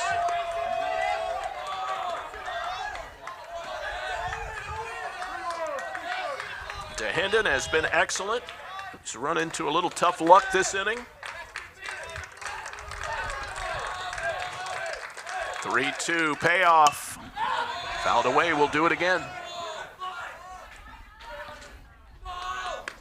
Outside of the leadoff double by Wendell, nothing really. No, you got an HBP, you got a fielder's choice. Bunt, single. Yeah. 3-2. Again, chopped foul. That one off of his foot and rolled right along the chalk line at first. Owen May. It's first name O-H-Y-N. I'm glad that Doug Haydette let me know how to pronounce that one. I guess I could have looked at your score sheet. No question you knew how to pronounce it. You had to ask, though, didn't you? He's going to be spelling that out a lot the rest of his life. Well, I've spelled my first name 4 letters in my name with a K for people. I can't tell you how many times. Yeah, but K-R-I-S is It's unique. a fairly common spelling of Chris. Yeah. Chris Christopherson, that's where it comes from. 3-2. Oh, my. A little bit inside. Maybe a skosh high. Good eye by May. He draws the walk. Next, number 6, Simon Schwartz. Boy, in this kind of a ball game, David, in a 3-hole hitter, I don't know how you lay off that one. That was surprising to me. Man, oh, man. It paid off for May. Simon Schwartz 0 for 2. They're on the corners now as the rally continues for Celina here in the top of the 5th inning. We're tied up at 3.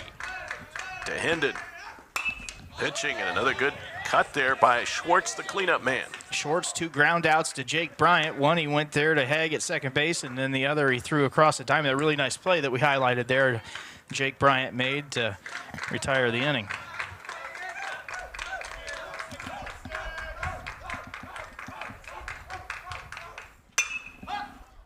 Little late on that one. Fouled off. He's got him on the ropes now at 0-2. David, I'm changing his eye level. I'm going up with some heat. Okay. Seems like that would be a good plan. We've had a battle of hard throwers today. Tanner Wendell and Evan DeHinton. Mm-hmm. Wendell has contributed to this offensive rally with a leadoff double and a run scored. No balls, 2 strikes. The right-hander to the plate. Off-speed pitch, grounded to Haig. They'll go to Bryant. Easy force. Side retired, but damage done. Celina with 2 big runs in the inning on a couple of hits. They leave 2. We go to the bottom half of the 5th inning. Ashland will try and break a 3-3 tie. Ashland isn't just where we work. It's our home. From glorious country to Main Street parades, we're proud to be part of what makes this town special. At Bill Harris Dealerships, being a key member of the community is one of our core values. But it's more than that. It's a responsibility. Because without Ashland, without you, we wouldn't be here.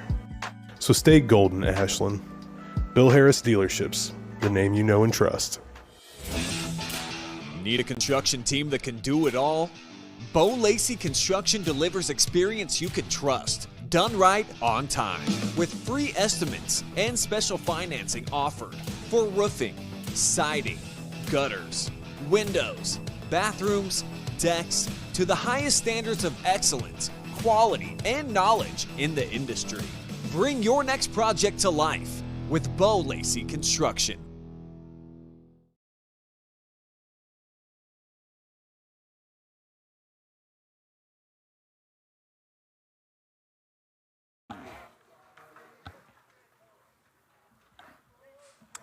Well, we go to the bottom half of the 5th inning.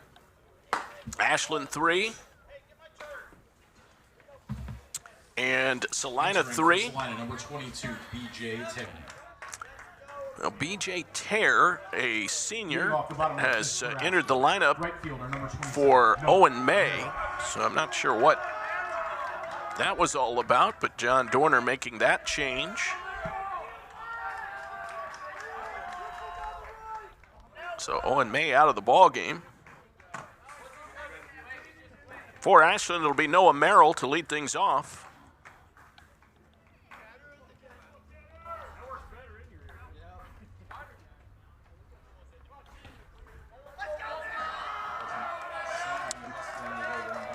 Merrill, Brayton Stewart, Trent Summers due up for Ashland here in the home 5th inning. Check swing on a pitch in on his fists. So B.J. Tare, T-A-R-E, in the game in right field. We'll test our theory if the ball is hit right to him. Usually the ball will find you when you're a defensive replacement. Here's the 0-1. That's shot to right. A little foul. No balls, 2 strikes. This is a tough part of the afternoon for the right side of the diamond. So they're looking into the sun. This one, strike 3 call outside corner. That's the 4th strikeout for Tanner Wendell. Number 1, Brayton Stewart. Brayton Stewart will bat. We're tied at 3 here in the home 5th inning. Stewart 0 for 2. Merrill, a strikeout victim to start. Wendell starting to lock in a little bit here. This one shot down the third base line, but foul. Pulled it with authority, but just foul as it reached the bag.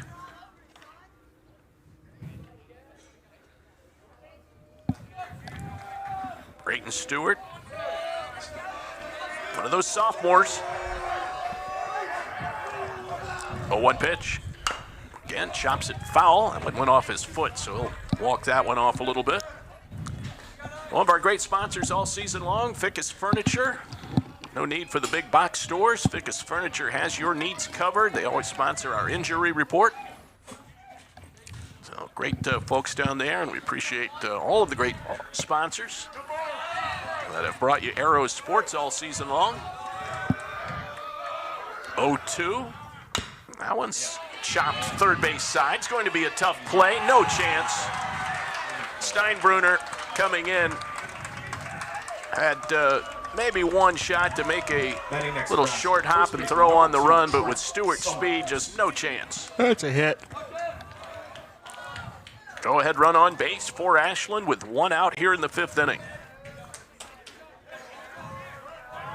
So Stewart battles through, fouling that 1 ball off his foot. Then he has to leg out an infield hit. Trent Summers batting.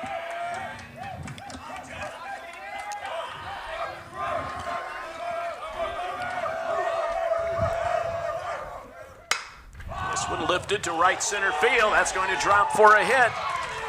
Tare gets over there to throw it back in. It'll be 1st and 3rd for the Arrows. And it didn't take long for the ball to find the new right fielder. Base hit for Summers. Back-to-back hits for Ashland. They're in business here with 1 out. Nelson.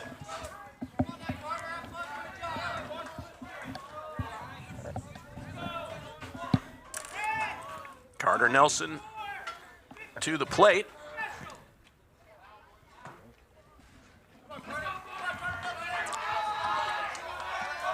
Nelson, a base hit, the infield variety last time when he bunted up the first base side, beat the throw.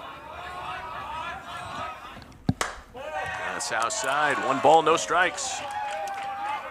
Big spot here for the Arrows. 1 out. You just want to eliminate the ground ball double play, right? Keep the inning going, but Nelson puts one in the air somewhat fairly deep. We're going to get the lead back here. We'll get a score here from Stewart. As you mentioned, Stewart can go. A.J. Beer's got the steal opportunity here. We'll see what he chooses to do, but I like the idea of continuing to put the pressure on the defense and on the pitcher.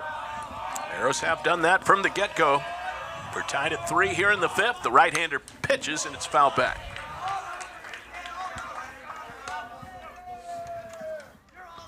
The Arrows have been as aggressive at the plate today as they have been in any game I've seen this year. I agree with you 1,000%. They have a mindset to go up there, hack it, and don't get behind in the count and then decide to swing the bat. Go up there early, man. I mean, an 0-0 count pitch, it may be the best one you see all day. You just never know. Be ready to go from the first pitch. Summers takes off. The pitch in the dirt, blocked by Warner. So a steal for Summers, his 3rd of the year. He was off. Warner just did block that one. So runners at 2nd and 3rd. Carter Nelson at the plate. Time called. John Dorner coming out We'll see what he has in mind here. Still no activity in the pen.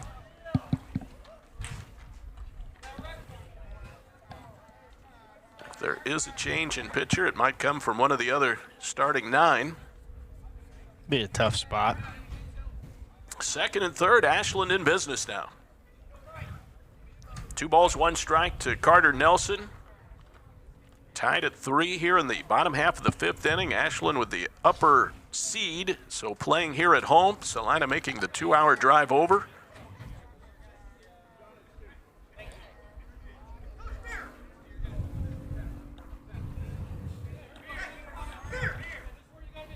Braden Stewart at third. Trent Summers at second. Nelson at the plate. Nick Mangus on deck. We're going to get a pinch runner here. All right, so we'll see who's coming out. Looks like it might be Dylan Deere.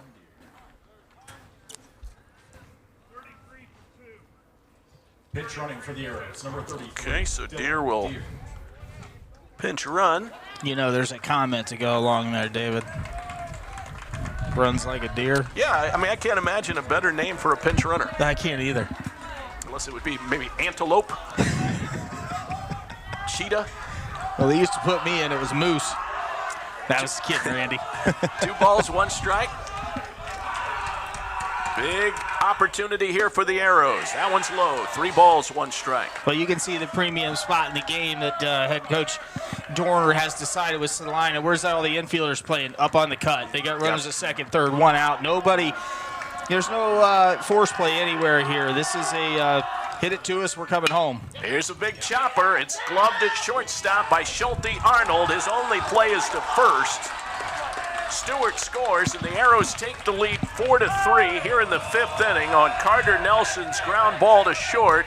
It was the fact that he got a couple of big hops there that prevented a play at the plate. Yeah, Brody was looking to come home. He squared his body up, but just realized it was going to have to be absolutely perfect to, get a hard throw, a good catch, and a good clean tag. Wisely went across the dime, and the Arrows take the lead now 4-3. Still damage here, 2 outs, but a runner at third base. Nick Mangus, and There he it jumps is. on the pitch, sends a fly ball to Tear, and he makes the catch, and that retires the side. So Mangus jumps on the first pitch, but flies out. 1 huge run for the Arrows on 2 hits. No errors. 1 runner was left on base. We go to the 6th inning. Getting late in this sectional tournament opener. It's Ashland 4 and Celina 3.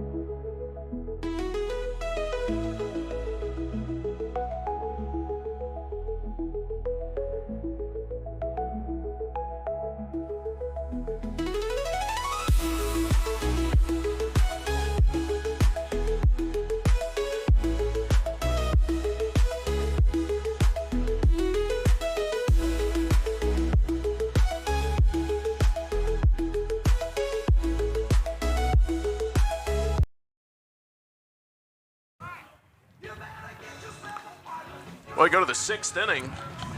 Arrows up 4-3 on the Celina Bulldogs in sectional tournament action here in Division 3. Winner of this game moves on to a district semifinal on Tuesday. That game will be at 4:30 at Tiffin University against either Defiance or Lima Shawnee. An efficient game that we talked about from Evan DeHenden a couple times, David. He's setting at 66 pitches here through 5 innings. We head to the top of the 6th. Really good. He's averaging, 13, 14 pitches an inning, and he really labored only in that last inning. He threw an extended amount of pitches. So, there's a very good chance we see DeHenden here go in the 6th and the 7th, need be. He's walked 3, hit 1. Only 1 strikeout in the game. Chance Miller to lead things off. Very slim margin for the Arrows right now. So not a lot of room for error. Miller 0 for 2. Steinbrunner and Wendell to hit in this inning as well. Miller, left-handed hitting first baseman, takes it inside. This inning of Arrows baseball brought to you by Comfort Control, providing the best comfort for residential and commercial customers for over 40 years. That's Comfort Control. 1-1 is high for a ball. 2 balls, 1 strike. Not a lot of comfort right now for A.J. Beer with a 1-run lead. These are going to be the toughest outs to get. 2-1 lifted in the air to left, well out of play. We do have some activity now down in the Celina pin. I don't have a number there, but a lefty is getting loose. Black jerseys with green numbers, dark green. That's tough. 2-2, lost that one as he tried to let it go. 3-2. Yeah, they're black numbers, actually, just outlined in dark green. Yeah. This was not a good... Yeah. At 47, it's really tough to see. This one outside, so it's a leadoff walk. And that hurts. Tying run aboard. Here's Braylon Steinbrunner. So we get a pinch runner here. Pinch running for Celina, number 0. A.J. Beer talking to Carson Little in the dugout. Wouldn't be surprised if we see him get loose. He's milling around down there, Little is. Eli Talmadge, a freshman, is going to pinch run here. So I'd say he's probably a little nervous over there. I would think so, maybe.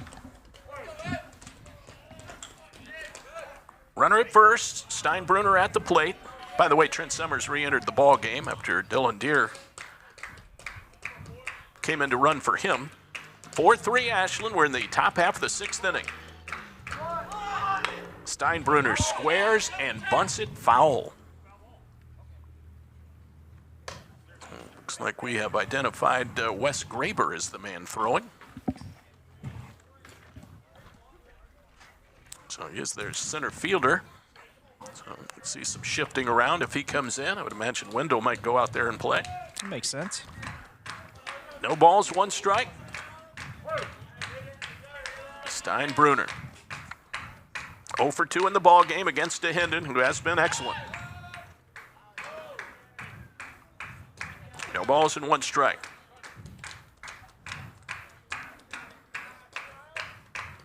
Wind continues to blow in.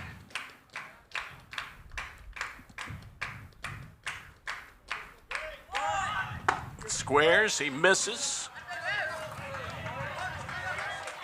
No balls, 2 strikes. So Steinbrunner unable to get the bunt down.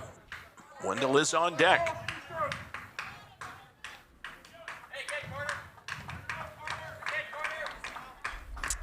Nelson playing way in front of the base. Yeah, he feels the bunt's still on. Jeez. Whew. For his sake, I hope it is. Me too. Here's the 0-2. He swings away, fouls it back. You know, literally, there's no time to react. If you square one up, pull it right at the third baseman where Nelson's playing, you physically can't react. He's that close to the batter there, and let's just hope that things work out. Yeah. No balls, 2 strikes. Again, DeHenden has only fanned 1 batter. That was Jeff Warner, second batter of the ball game. 0-2. Just low. Steinbrunner, a sophomore. Chokes up on the bat a little bit. Infield ready to turn 2 if they get the ground ball. Arrows have turned to double play. DeHenden. Low and away. Check swing. I don't think there's any question he held up. They did get the appeal. I think the only people that wanted that one called David are the people in orange. I didn't think it was particularly close myself. New baseball sent in to Evan DeHenden. The wind's a little nippy. Starting to cool off a little bit. 4-3 Ashland here in the bottom of the 6th inning.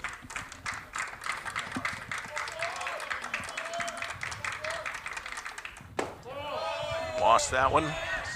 Came down and in. So a full count, 3-2. There was a leadoff walk to Chance Miller. Eli Talmadge running for him at first.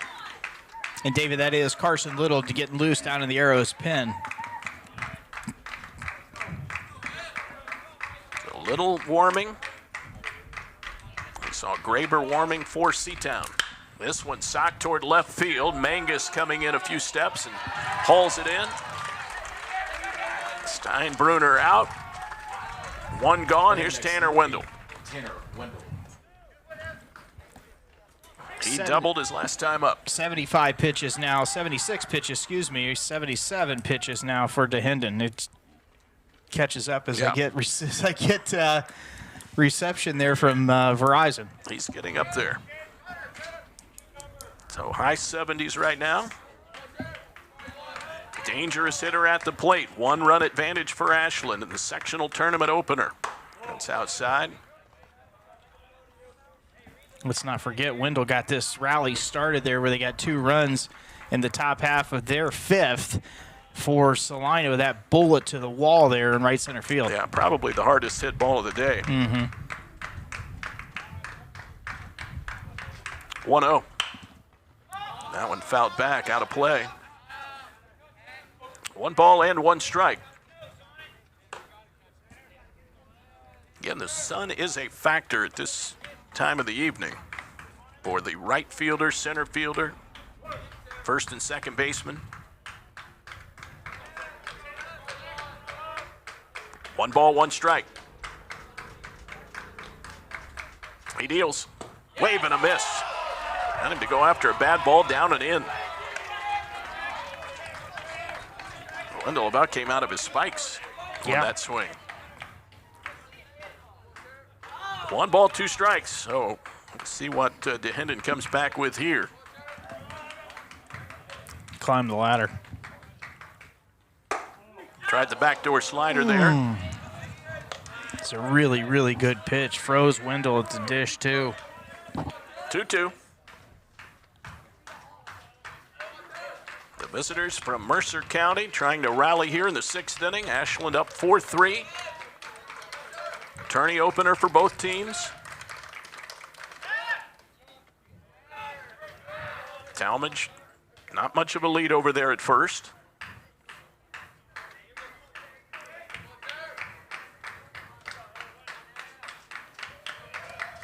Two balls, 2 strikes to Hendon. The pause and the delivery. Ground ball to Haig at shortstop. Over to Bryant. 1, on to first. Got him. In time, it's a double play. That retires the side. Second double play turn by the Arrows. We'll see it again as we go to the break.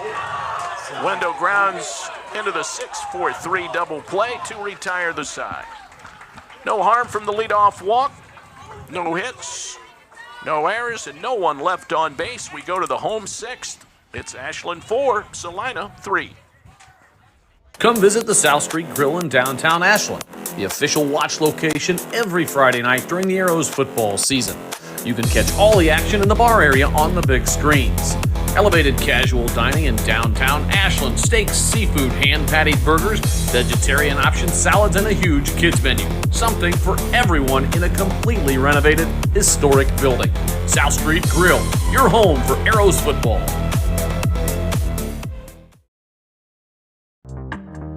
Welcome to the Ashland Arrows Broadcasting Network, presented by Sarver Paving. Your presentation will begin shortly. Welcome to the Ashland Arrows Broadcasting Network, presented by Sarver Paving. Your presentation will begin shortly. Welcome to the Ashland Arrows Broadcasting Network, presented by Sarver Paving. 4-3 Ashland as we check that Simonson Construction Services scoreboard. Arrows coming to bat in the bottom of the 6th inning. Hoping this is the last time that they bat in the ball game. Jake Bryant will lead things off against Tanner Wendell. Jeff Hickey and Ethan Haig to follow. Huge pitch by DeHenden against a tough hitter. And the Arrows turning some slick defense behind the junior right-hander, Chris. Yeah, absolutely. You know, I've talked about a broken record. I'm going to keep doing it for 2 more years. Haig makes it look easy out there. He makes it look fundamental. He makes it look routine, and there is no better compliment I can pay a kid with a glove on their hand than that. And he shovels it over there to Bryant really, really quickly and really smoothly, and most importantly, on target, and gives a good feed to Bryant. Bryant with just enough arm there to get it across the diamond. A nice pick again by Summers. Let's not forget him. The first baseman, Trent Summers, has been playing really well. He's got a knock. He scored a run today. He's having himself a ball game, too. His last game here as a senior at Bud Plank Field at Archer Arrows Park. Here's Jake Bryant, and he takes it outside for a ball. He smacked a base hit his last time up. In the 4th inning, an RBI single into left field that at the time gave the Arrows the lead. We'll go ahead and call that the big hit of the ball game, brought to you by Big Land Home Improvement and Property Maintenance, located right here in Ashland. Check them out for all of your home and property needs.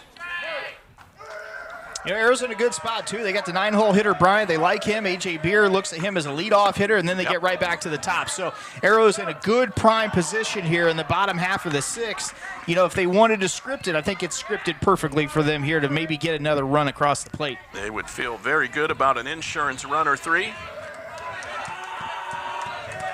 Wendell with the 1-2.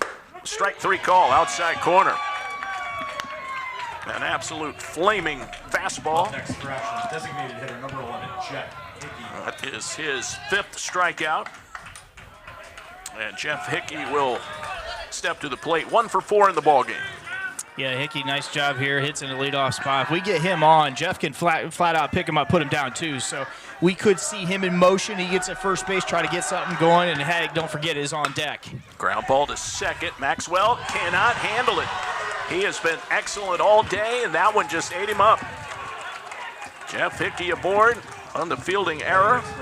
Yeah, when you just wait and you're back of your heels, your weight's back here by your butt, and, you know, unfortunately your weight gets behind your shoulders. You're not playing the game in front of your weight, right, in front of your belly, on the balls of your feet. That's exactly what happened to Maxwell there, and you said it right. It just ate him up because he just wasn't in the proper position, sets back, waits for the baseball to get to him instead of coming and playing the baseball. So here's Haig with a runner on. Chance for the Arrows maybe to get something going here in the 6th to add to this 4-3 lead. There goes Hickey. Pitch is taking a ball. Throw to second base. Not in time. That was a slide made for Sports Center right there. Great job by Hickey. He kind of slows up, puts that left leg up in the air intentionally to avoid the tag. Nice job by Jeff Hickey. My goodness.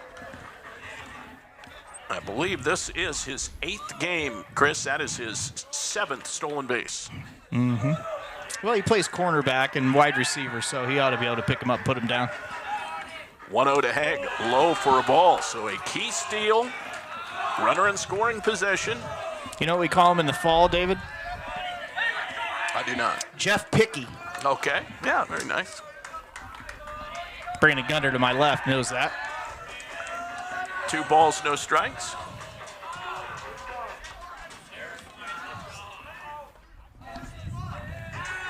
Haig is 0 for 1 officially in the game. He bunts.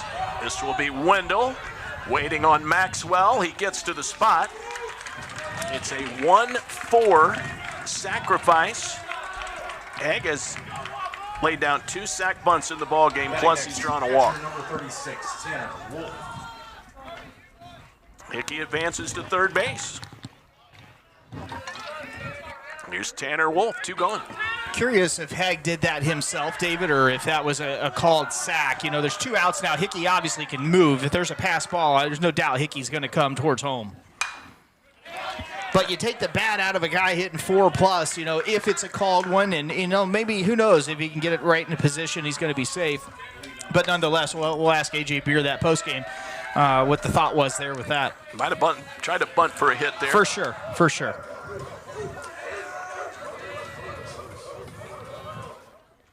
Oh, 1 fouled, same spot.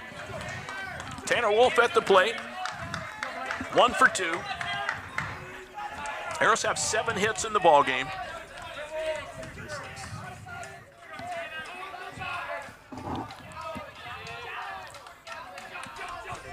Oh-2 from Wendell. The hard thrower deals. Jammed him, popped up, maybe trouble. Schulte Arnold back on the grass, makes the catch. Side retired. Good pitch by Wendell to work around the number 3 hitter. And strand a runner at third base. No runs, no hits. There was an error. 1 man was left. We have played 6 in the sectional tournament opener. We'll take it to the 7th and final inning. It's the Arrows protecting a scant 1-run lead over Celina, 4-3. Simonson Construction is proud to sponsor Arrows Athletics, the most trusted and efficient construction company in the region. With a long history of doing things the right way from concept to completion, Simonson Construction solves all your construction needs for commercial and public projects. A truly local company providing award-winning comprehensive design-build services since 1974. For more information, scan the QR code or go to simonsonconstruction.com. Come visit the South Street Grill in downtown Ashland, the official watch location every Friday night during the Arrows football season. You can catch all the action in the bar area on the big screens. Elevated casual dining in downtown Ashland, steaks, seafood, hand-patted burgers, vegetarian options, salads, and a huge kids menu. Something for everyone in a completely renovated, historic building. South Street Grill, your home for Arrows football.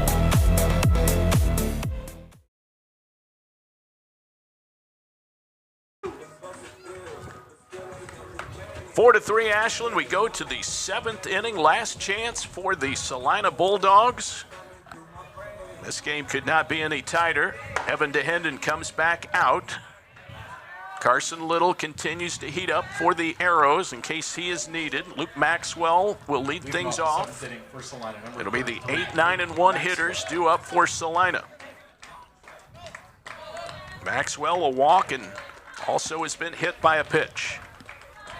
And David, 84 pitches for DeHenden through 6. So getting up there in pitch count, Little's been loose. I'm sure they're ready to go to him if need be, but this is DeHenden's game here to win or lose here in the top of the 7th. Right now, a 4-3 Ashland lead. The 1-0 is in there for a strike, 1-1. The decisive run came in the 5th. And Carter Nelson drove in a run with a ground out, scoring Braden Stewart. Here is the 1-1. That's high and tight for a ball. 2 balls, 1 strike. Beautiful day here in Ashland, Ohio. Great high school baseball game.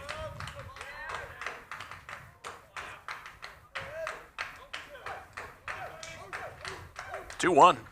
Ground ball back through the middle. Bryant dives, knocks it down, but it'll be an infield hit.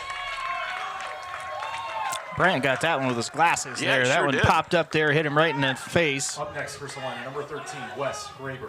So Maxwell on with his first hit and the 4th of the game for Celina, and a good start for the Bulldogs here in the 7th. 9-hole hitter Graber. If he doesn't sack bunt here, I'll be as surprised as anything I've experienced in my life.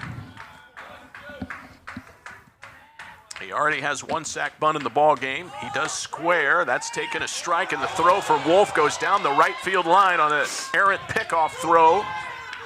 They'll get it back in. Maxwell goes to second. You know, that we talk about this all the time. It's the catcher's got to clear. You can't throw the ball from an open shoulder, a left shoulder open and around the batter, and it just sails. And that's exactly what happened here with Wolf. And, you know, as good as a sacrifice, the error on the catcher there throwing it in right field. So take the bunt off. Unless you want to leave it on, get the guy to third base with 1 out. I think I'd leave it on and see what happens. Try to get this game knotted up. No balls, 1 strike.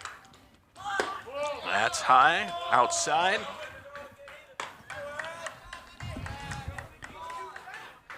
Now it's imperative we have movement. We need Mangus moving towards third. Nelson's got to get back and cover. If the ball gets away from Wolf, we got to have the middle infielders backing up here too. This is imperative in this point of the game. 1-1 fouled away, so he did have the bunt off.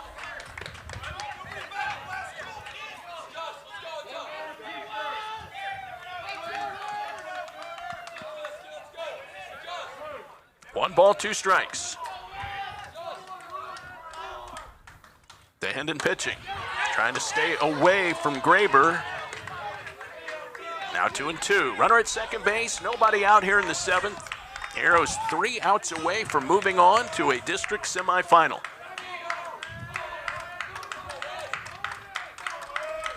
2-2.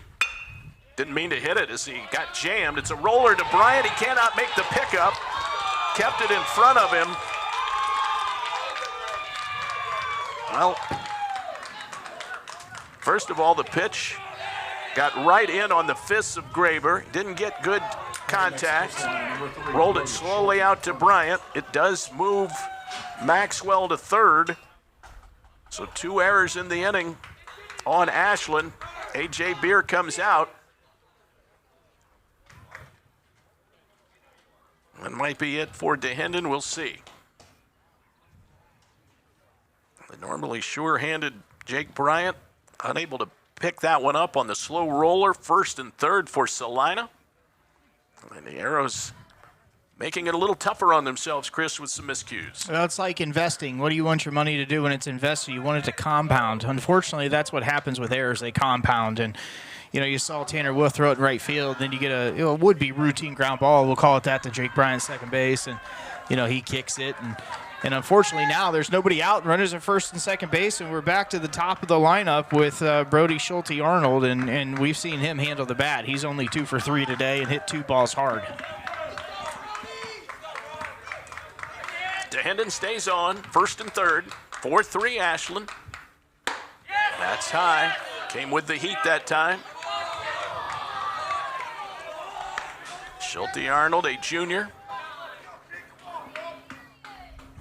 Doubled in a run back in the 3rd inning. I think I'm taking my chances putting it down here, David, to get somebody in scoring position and to see if musical chairs happen here. Errors have been happening here for the Arrows in the 7th. Lost control of that one. It went behind Schulte-Arnold. Wolf makes the stab. With the mindset of continuing that pressure to be put on the defense and make them make a play. A thing they haven't made yet this inning is a play. So, you know, we'll see what Celina decides to do, but they're in the catbird seat here with their leadoff hitter at a 2-0 count, runners at the corners.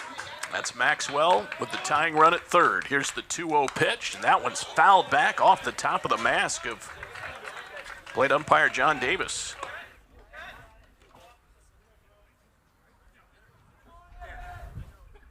A.J. Beer with a timely delivery of some new baseballs.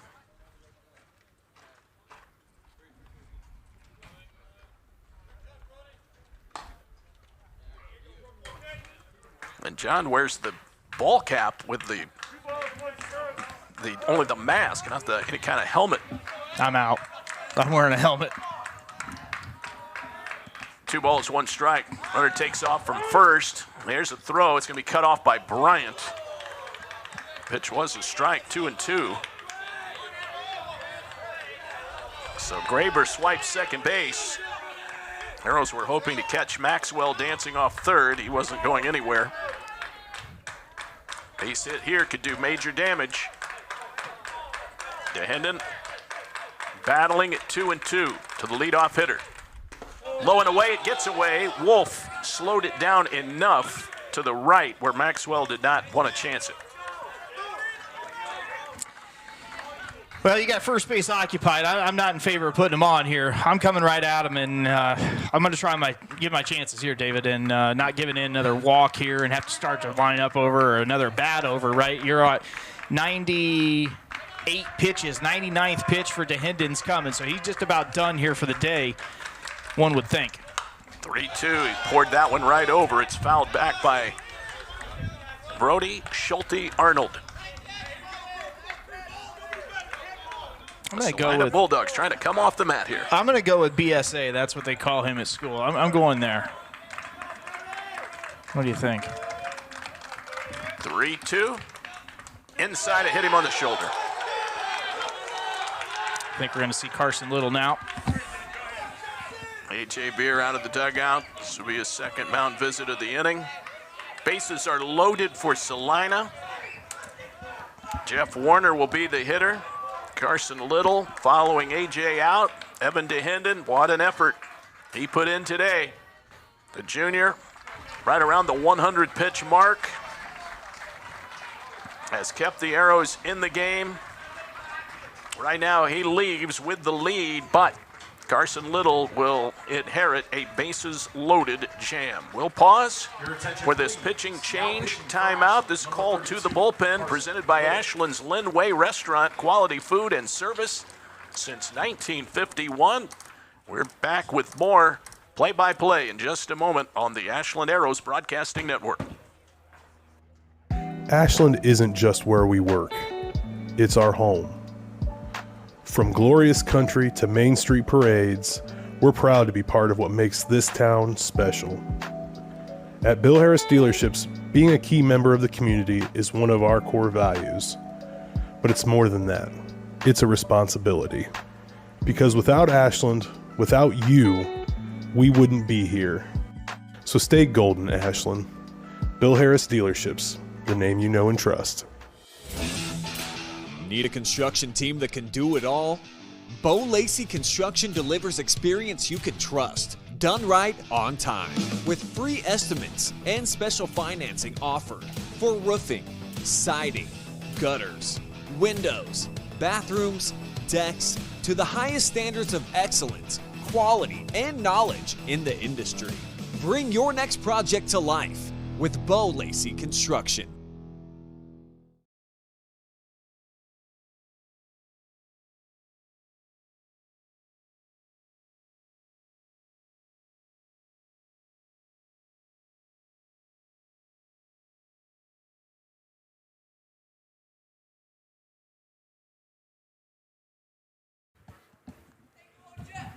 Carson Little takes over for Evan DeHenden. So the two juniors will try and combine on an effort here to vanquish the Celina Bulldogs. DeHenden, they gave up 4 hits, one of those this inning. Hit a couple of batters, walked 4. Only struck out 1 today, which is a testament to the Celina batters. Same thing as the Arrows. They're going up there hacking. They're going up there getting their piece and see if they put the ball in play. Well, we got a big spot here. Corners up, middle infielders back, double play depth. Little's first pitch, socked out to center field. Stewart is there. He makes the catch, tagging Maxwell. Throw coming in a little offline. It'll be cut off. This game is tied 4-4. Jeff Warner wastes no time, sack fly.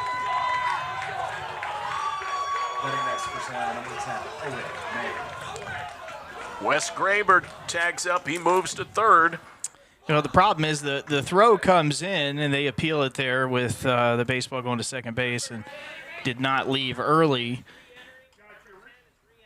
And that ball from Stewart, he catches it and throws it in, and the guy at second base, who turns out to be Graber, watches the throw smartly, sees it going towards home plate, and takes off to third. So instead of first and second, now you got first and third with 1 out. Infield has to come in as a result. May is back in. Runner goes from first, which is Schulte Arnold. He coasts into second base. No throw. 1 ball, no strikes to Owen May. He has not done any damage today, but he's walked twice. I'm putting him to first base right here, David. He's not seeing any more pitches if it's me. Big breaking ball from Little is high. 2 balls and no strikes. Carson Little, 1-3, a 5.68 ERA. This is his 10th appearance. Most of them have been starts. Only his 2nd relief appearance. 2-0 from the righty, way outside. He's gone 3-0 on May. And this may be right according to your strategy there, Chris, not giving him anything to hit with first base open. It just sets up so many opportunities, right, for your defense if the bases are loaded, right? I mean, you don't want to give up a pot shot to the fence, but makes defense a lot easier. 3-0. That's over for a strike. Kept it down low by the knees. 3-1. It's 4-4 now. Celina has rallied here in the top of the 7th.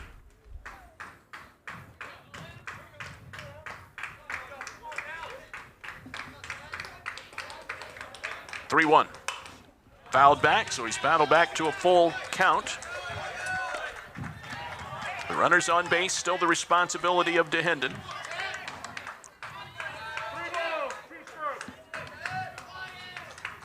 Full count from Carson Little. Owen May at the plate for Celina. 3-2. Just a bit low. Boy, the Arrows all thought that caught the zone. Yeah, I wish it would have caught the zone, but, you know, it's not the worst thing to happen, right? You get rid of probably the best bat in the Celina lineup. You put him at first base. Defense becomes a lot easier. I personally, right now in this situation of the ballgame, I don't like the guys' double play depth up the middle. I'd rather have them in to cut down another run potentially with only one out. You know, it's 6 of this, half does the other with the decision there with the guys in the middle infield. Schwartz backed off the plate. 1 ball and no strikes. That just about got him, David. A little too close for comfort. Yep. Schwartz 0 for 3 on the day.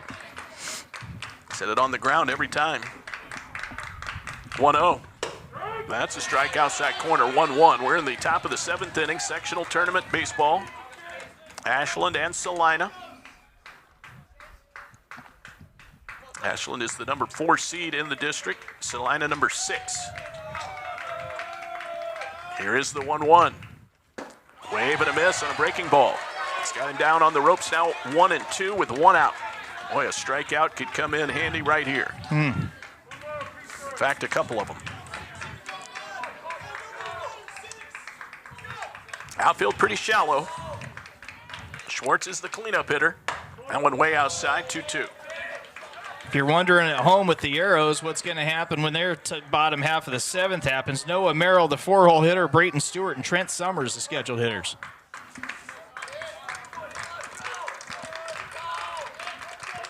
Next pitch from the righty. Way outside. Full count, 3-2. Well, you'll have to come in here. Nowhere to put Schwartz without forcing in a run. Runners at every base. Graber is the lead runner. 4-4 tie here in the 7th. That one's low and in. Ball 4. Celina takes the lead, 5-4. Schwartz draws the walk on the 3-2 delivery. Cutting next for Celina, number 35, Chance. You know, David, they say put it on a tee, and that's exactly what we got to do. We cannot walk batters. We have got to just let them hit the baseball or throw strikes. And so painful when you're playing defense, and obviously is not what Carson Little wants to do, walk in runs, but throw it across the middle, man, and let him hit the ball. Here's Chance Miller, and he takes the strike, looking at it over the outside corner. I've seen that one called a ball a few times today. Miller 0 for 2 with a walk. So that's up to now 6 walks by Ashland pitching. 0-1, way inside that time. A ball, a strike. Also have the 2 hit batters.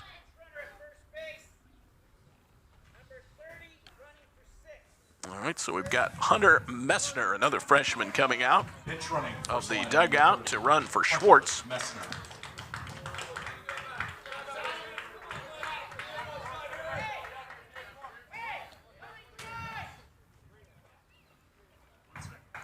Getting that substitution entered in.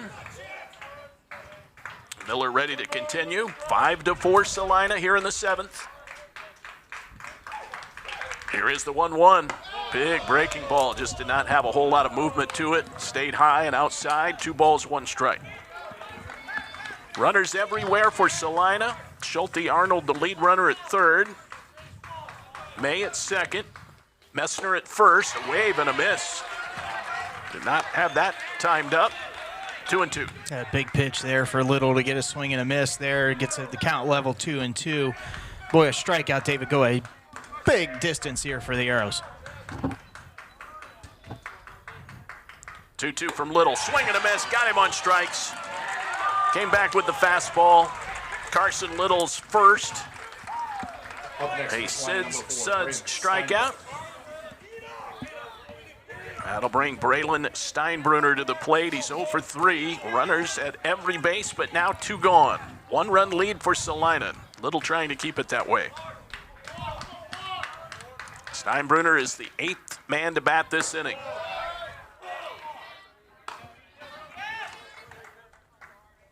Arrows went into this half inning with high hopes. Celina has rallied for 2.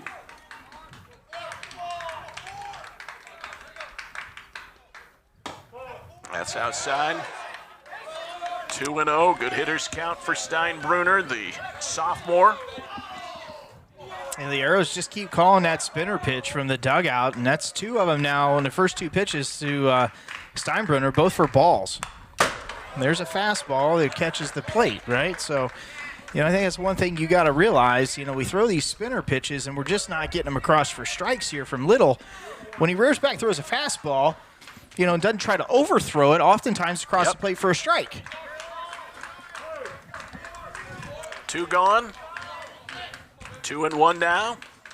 Little pitching, swing and a miss. Change speeds there, 2-2. I firmly believe in high school baseball you can get a lot of wins on your resume with 2 pitches. That's a fastball and a changeup. Sure. 2-2 and he deals.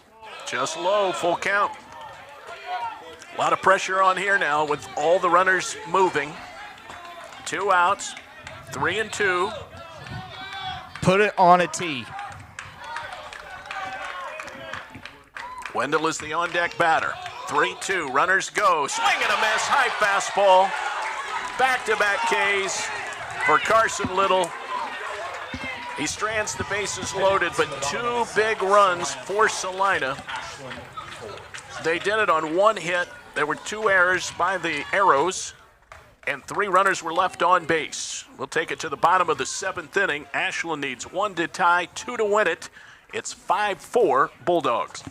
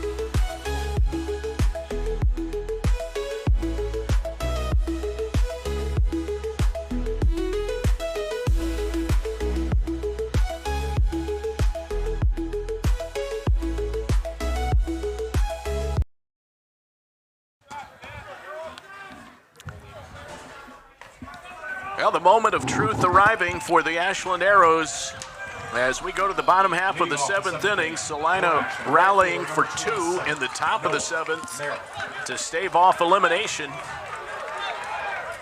And now it's Noah Merrill to lead things off. Tanner Wendell, 96 pitches on the day. The hard-throwing right-hander delivers and blows one past Merrill, who swings and misses. Put a little mustard on that one. Yeah, he absolutely did. If I'm Wendell out there, I'm just throwing heat. Swing and a miss, strike 2. I guess not. That was a really great pitch for his 98th delivery of the game. Gee, many Christmas. Nobody out, nobody on. Arrows down a run, bottom of 7. Swinging a foul as Merrill was under incoming fire here. Fouled that one off to stay alive, 0-2.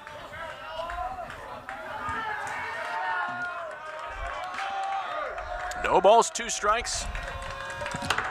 Wendell deals way outside. I think that was his hardest delivery of the day, David, at 99th pitch. That had to have a 9 in front of it. He is leaving nothing for out chance. there. Here's the 1-2. That's grounded to shortstop, gloved by Schulte Arnold, and his throw is right on the money. Give Merrill credit. He squared that one up and hit it right on the ground. to the shortstop. One down. Center fielder number 1, Brayton Stewart. I'll tell you, for you watching at home, I don't know if you can realize how quick this baseball is coming to the plate here from the right hand of Wendell, but it is absolute machismo, and he's gotten stronger as the game has gone on. You hear that about Roger Clemens, Nolan Ryan, some other guys. We're watching that here today at Bud Plank Field, Archeros Park. Another chance for Schulte Arnold, but he boots it. Brayton Stewart reaches first base. The Arrows have life here. Instead of 2 outs, nobody on. The error allows Stewart to reach with good speed. Batting next for Ashland, first baseman number 2, Trent. Nothing Summers. coming easy for either one of these teams today. What we started watching, David, was great baseball. We complimented everybody on it, what we watched for 4 innings, and then it just like the defensive gloves were left in the dugout when they went to play defense. We've seen bunches of errors since then, which honestly, between the errors and the HBPs have led to the scoreboard being in favor of Celina now. All right, here's Summers. Singled his last time up. He's 1 for 2. That one's a little outside. I think Wendell thought that one should have caught the corner. I'm sure Warner's a little thrilled with himself. They didn't catch that one in the pocket, caught it in the palm this chilly day. Yeah, Warner will need an ice bucket on the bus ride back to Mercer County. That's high, 2-0. Wendell trying to shake off what was a crucial error behind him. Stewart, fairly modest lead at first. 2-0, he stays put. That's ball 3.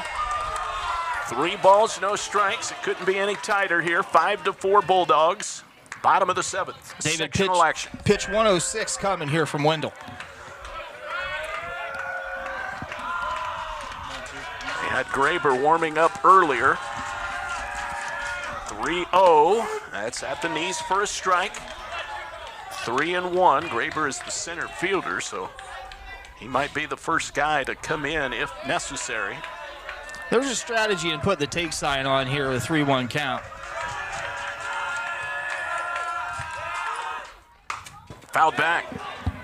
Might have gone after ball 4 there. It was coming in a little low, but he had the green light. Summers batting. 14 RBIs on the year. Arrows down. 1 run here in the bottom of the 7th and final inning. Full count. Wendell deals, and it's a fly ball, short right coming on, and the ball was dropped, and they are calling it fair. Stewart goes to second, rounds the bag, throw coming to third, and he is safe.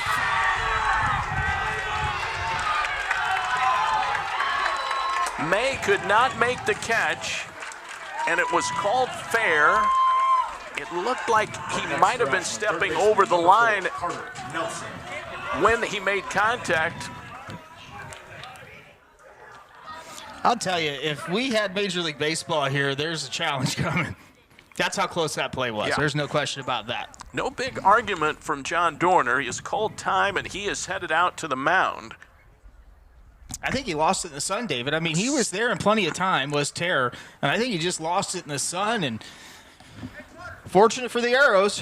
Well, I think that is May now. He came back into the ballgame. Excuse me. Thank you. Terror played out there for an inning, and then May took his time at bat again.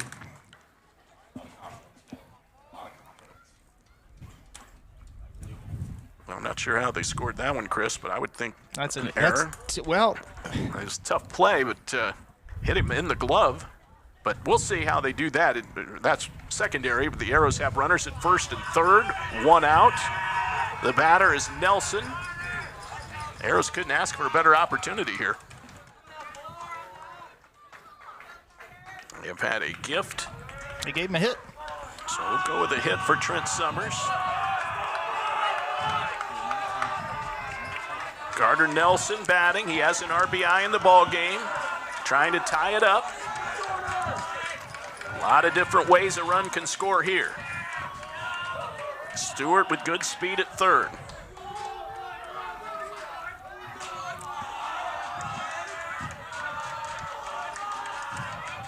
Wendell pitching right down the pipe for a strike. Boy, if you're Tanner Wendell, you really have to focus here. You should be celebrating in the dugout right now. There's no question. I mean, error at shortstop and hit/error/foul ball in right field. That's outside. They thought there might be a play on there, so Steinbruner was charging in. Schulte Arnold was coming to third. We thought the Arrows might be trying to squeeze in the tying run. 1 ball, 1 strike. That ball is shot to first. They step on first for an out. The throw back to the plate, too late. We are tied. Miller got the out at first on Nelson. The return throw. Next for Ashland, left fielder number 3. Too late. Mangus. And now the potential winning run is at second base, and Trent Summers. 2 outs. You know, I'm going to call it the way it happened. I think Miller got just kind of tongue-tied there at first base. It's hit to him hard. He steps on the plate, or steps on first base, and then just kind of lackadaisical and doesn't realize there's a guy at third base, and then realizes, oh no, and makes a good throw. Just far too much time happened. So Nick Mangus, the 2-out batter. We're tied at 5 apiece. Neither the top nor the bottom of the 7th inning has gone the way the head coach has envisioned. Breaking ball. Just missed. He hasn't thrown many of those today. He hasn't. Wendell has just got to slow down and settle down. And he was visibly upset there with that play at first base. He's just got to realize, I got to get my team out of this inning, back in the dugout, give us a chance. He spiked that one up there, and it's blocked by Warner. Can't help but think, David, a lot of this is frustration right now. Wendell, he just needs, the catcher's probably got to go out there and just say, hey, man, it is what it is. The scoreboard says what it says. Let's get this guy out and go back in the dugout. Nick Mangus trying to play the role of hero. Summers at second. That's high for a ball, 3-1. Base hit here could win the game and move Ashland on to the district semifinals. David, we get a base hit. We're not stopping Trent Summers at third base. 3-1, lifted foul. I'm a little surprised that A.J. Beer hasn't pinch ran one of the Kinney kids or somebody else for that matter in the dugout, maybe one of those faster guys here at second base. Not to say Summers isn't fast by any stretch, but, you might want to play the percentages. Full count. Fouled back in and then out of the glove of Warner. Whew. We'll do it again. 3 balls, 2 strikes. Summers at second, carrying the potential winning run. What a rally this would be if the Arrows are able to walk it off. Yeah, absolutely. This is pitch 118 forthcoming. He is absolutely gutting it out. Yep. Herculean performance here. 3-2. Checked his swing, fastball. Wow. Ball 4. Wendell can't believe it. That makes a couple of us. I'm surprised there. I'm happy, but surprised. The Arrows keep the pressure on, first and second. The runner at first does not matter. Batter now is Jake Bryant. 1 for 3 with an RBI single. Wendell pitching and Bryant up there swinging, fouls it off. The senior trying to drive in his 10th run of the year. Well, they say sometimes you can atone for the mistakes, right? And this would be about a perfect spot here for Jake Bryant to overcome that error he made here in the top half of the 7th. That's a strike. He's down 0-2.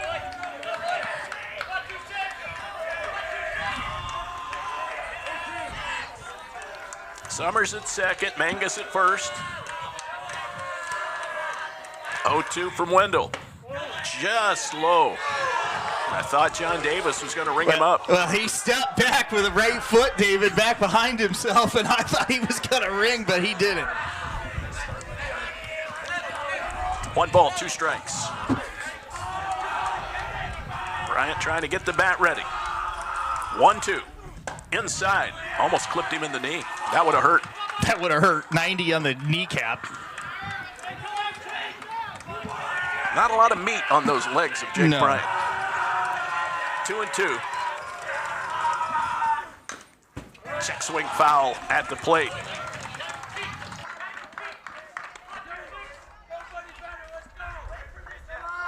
I think Wendell could wrestle and pin a grizzly bear right now.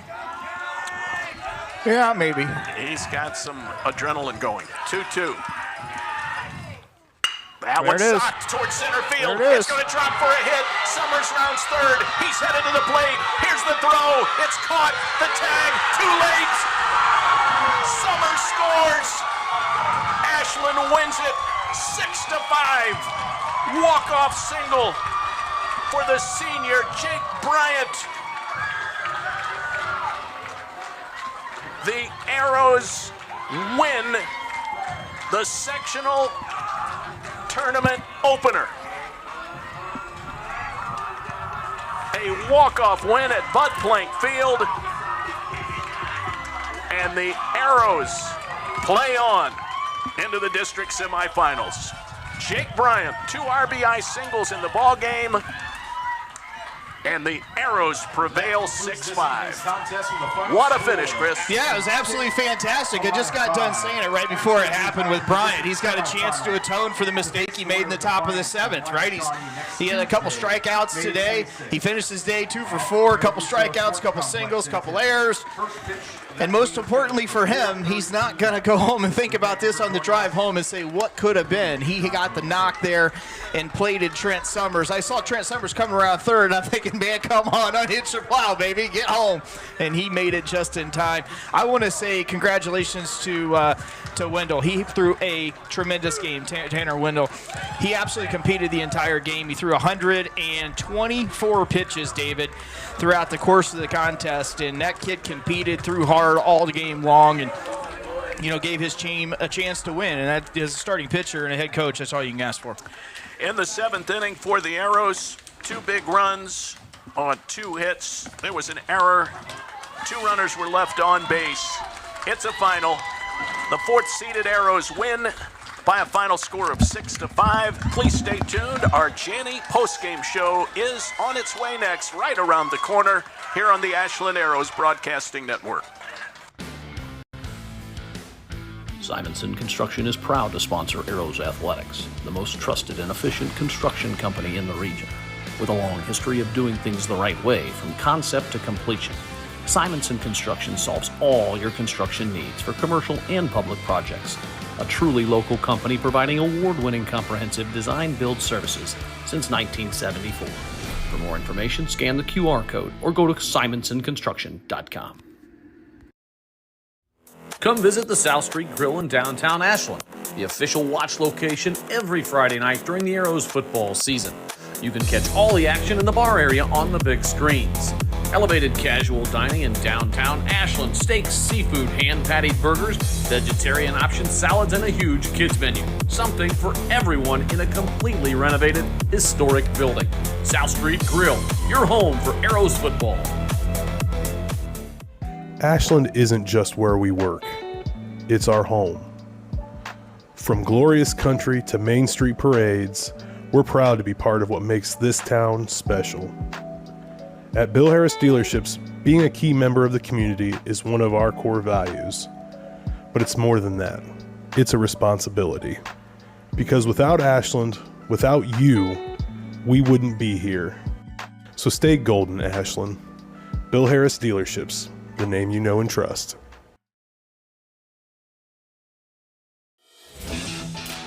Need a construction team that can do it all? Bo Lacey Construction delivers experience you can trust, done right on time, with free estimates and special financing offered for roofing, siding, gutters, windows, bathrooms, decks, to the highest standards of excellence, quality, and knowledge in the industry. Bring your next project to life with Bo Lacey Construction. The team at Whitcomb & Hess have all of your needs covered. Plan, grow, thrive. Financial advisors and CPAs will help you grow your business and investments.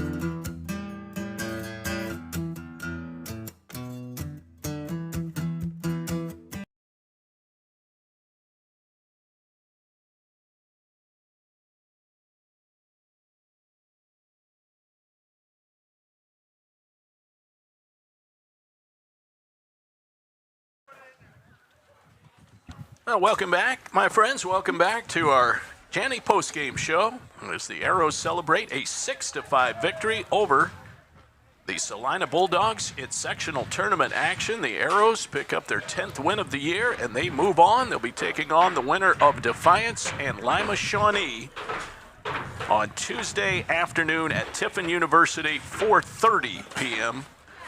And the Arrows will go in with some momentum. The Arrows postgame show and interviews brought to you by Janney in Mansfield. Financial advice from experienced people you can trust.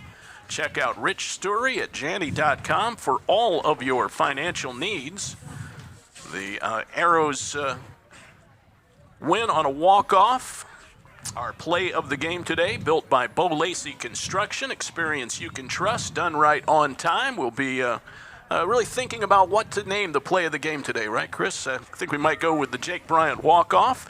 And speaking of the senior, our player of the game delivered to you by Truax Printing, your full-service commercial printing source in Ashland and Loudonville. That's truaxprinting.com. And Jake is with Chris. Yeah, absolutely. The play of the game, no question. And the player of the game is Jake Bryant, the senior second baseman. And I said, when you watch this one back, you're going to hear exactly what I said. And I said, Jake Bryant's got a chance to atone for the mistake he made in the seventh inning. Yep. You know, that was a big error. Yeah. That was a huge error. I think you're going to be the first to admit that. Yep. And I'm sure that you're going through your head saying, my God, I just cost my team the game, right? But, you know, the way baseball works, you never know, and you get a chance to deliver for your team in the biggest way possible. You did just that tonight. Yep. I mean, we showed a lot of grit today, and it takes a lot. We've gone through a lot of ups and downs this season, starting hot and then hitting a real bad slump. But, I mean, every single one of us, we just really rallied together and decided that we decide when we're done, and it's not going to be today. What was the mentality at the plate there? You know, you got Trent Summers at second base, and you know, what are you thinking? What are you looking for? Is there a pitch you're hoping to get? Take me through the at-bat. I knew he was going to give me fastball because I'd struggled with it all day. He gave me 2 Ks, and I only had 1 on the year coming into this game. So I knew that he thought that he'd get the fastball by me, and he did maybe once or twice through that AB, but I didn't let it happen the third time. Well, he got the fastball by about just everybody in your lineup. Yep. I mean, he's throwing it. He's pumping it in there around 90, I'm guessing. I don't know what it was, but it had to be 88 to 91. It would be my guess, just watching it from here. And you know, he's dicing it in there. And I think I talked about Wendell, too, is he didn't just, you know, kind of flutter around. Like, he threw a little bit of spinning pitches. He threw a couple changeups. But he challenged you guys all day long. Is that what you guys kind of talked about in the dugout? Or what was the mentality you guys talked to your teammates about? We knew coming into this we were going to see some velocity, and we got to see a little bit of that on Monday or Tuesday when we played Medina Island, I think. So we knew that we were going to see velocity. So we were kind of sitting fastball, trying to just rope it backside. When you think about being 50 years old and thinking back to high school baseball, is this the game you're going to remember in that at-bat specifically? 100%. Tell me about what it's like to play the middle infield with Ethan Hagg. It's amazing playing with Ethan. I mean, he's one of the best talents that I've ever seen or played with, besides my brother. I mean, he's just awesome. He's just really technical, a really good kid, and really great person. Well, congratulations. I think we don't have an update on the score between Defiance and whoever they were playing. I don't know that it really matters. I think it's going to be Defiance. What are you guys thinking about those guys or whoever your next opponent's going to be? I mean, we're going to attack them the same way that we're going to think we're the best team on the field and just not think we can't do it. No, congratulations. That's Jake Bryant, the Truax Printing player of the game today with a walk-off single that plated Trent Summers, David, to win the sectional title for the Arrows. Yeah, 2 big hits. Both drove in runs for Jake Bryant today, his 9th and 10th RBIs of the season. We're going to get Ethan Hagg set up here momentarily, and Chris can visit with the sophomore shortstop. We will tell you that the Arrows won today by a score of 6-5. We'll have our stat recap coming up in just a bit. Ethan Hagg today did a little bit of everything, a couple of sack bunts. Drew a walk, played some great defense out there, Chris, and he's going to join our post-game show right now. Yeah, you know, shortstop's the best position on the field. It's not even close, and all the other ones are boring. I mean, it doesn't even matter. Like, sometimes you don't even need a right fielder because, well, that's just my opinion because I play the same position you do. And when you watch this back, you're going to hear me say something, and it's the biggest compliment I can pay somebody that plays that position or really any position. You just make it look routine and you make the fundamental plays. Yep. And all the other things that come after, that's what I used to tell my son. All the other things are just like gravy on the potatoes, right? You just pick it up and you throw it over there, and who cares what it looks like, and you just record the outs when it's hit in your direction. Not only that, did you do that all day today, but you made a couple plays. We lose this ball game if you don't make a couple of those plays. That's the reality. Yeah. You know, you made one, you cut it off in front of second base there, coming across the diamond, threw it across the diamond, a really good throw over to Summers at first base. That would have played it a run. That gets us out of the inning. But you did that 3 times today, too. That was really big. We'll get to the double plays in a second, but what's your mindset when you see just kind of a raked ball coming at you at shortstop? And what take me through how you kind of process that whole play. Usually when I see a ground ball, I'm just trying to stay calm as possible. You know, I'm not really thinking that much. I basically support that my practice has prepared me for the game, and I just expect that from myself. Wow. It's really good. You guys turned 2 double plays today, I think? Yep. Man, they were patented. Like, they're perfect. Like, you just shovel the thing right over there. Yep. You look like you're pitching the football like Bernhard would do sometimes on Friday nights up here. You know, the shovel pass. And then Brian's at second base, gets a good clean. You feed him good. He's got a good turn, and you guys, you know, make the play. The one thing that I kept saying that is not going to still show up in the box score today, and equally as I could have had him up here because he won the game for us too, in my opinion, defensively, was Trent Summers at first base. Yep. If he doesn't scoop those balls that Jake Bryant doesn't get over to first base on those throws that are ultimately dirt balls, if he doesn't scoop those, we lose the game. There's no question about that. So what's it like having Trent Summers or Carson Little or somebody of that nature over there at first base being able to scoop those things and give you guys even that much more confidence to make a quick throw? Yeah, they're very great at first base, I would say. I do have really great support in them that if I make a little bad throw to the right, I have trust that he can make that stretch and extend the play from there. What was it like with Wendell? Was that the hardest thrower you've seen on the mound? I think it was a little similar to the new Philly starting pitcher. So I kind of just went in there with that mindset, thinking higher velo, but trying to stay short to the ball. He threw it in there about 90, didn't he? Yeah, that's what I guessed. It was coming in there. Yeah, it was coming there pretty. And he didn't throw a lot of spinner pitches. He didn't throw a lot of changeups. He just said, "Hey, man, I'm gonna put it on the tee. I'm gonna throw it at you, and if you hit it, you hit it." Yeah. You know, you guys played really clean in the front half of the game. And then the middle half and the back half, it just looked like you guys left your ball gloves in the dugout. We just started kicking the ball, walking guys, hit by pitch. What was the mentality from head coach A.J. Beard trying to just keep you guys up? You had the lead, and then they battled back. You gave up a couple runs. What was the mentality there, just trying to finish out the game? The mentality there was just to have the same standard, how we started the game. You know, you can't change anything in the middle of the game on the mindset. So everyone equally kept the mindset from the start of the game to support the defense in that point. Did you watch the last game back that I did this with David? Yes, I did. Did you hear what I said? Yeah. Well, I don't have to boycott the OCC awards anymore. I made that perfectly clear. And I mean what I said. I think you're the best shortstop that our conference has. The accolades that you've gotten this year are well-deserved. Yep. I'm really excited to watch the next couple of years that you have here to play in the orange and black. And you do it the right way, man. You put your head down, you go, and you do it for your team. And, you know, the one thing I would say, an old guy with gray hair on his face, is don't be afraid to take more of a leadership position. Yep. You know, I told head coach A.J. Beer when we were talking last game, I said, leadership knows no age, and I mean that. Yep. And, you know, your teammates are going to look up to you here pretty quick, and they already do. You may not realize it, you may not know it, but they do. So, you know, keep doing you, man, and keep being you, and it's going to be a lot of fun to watch. I'm really happy for you and proud of you and wish you the best. Yep, I appreciate that. All right, Thank buddy. you. Sounds good.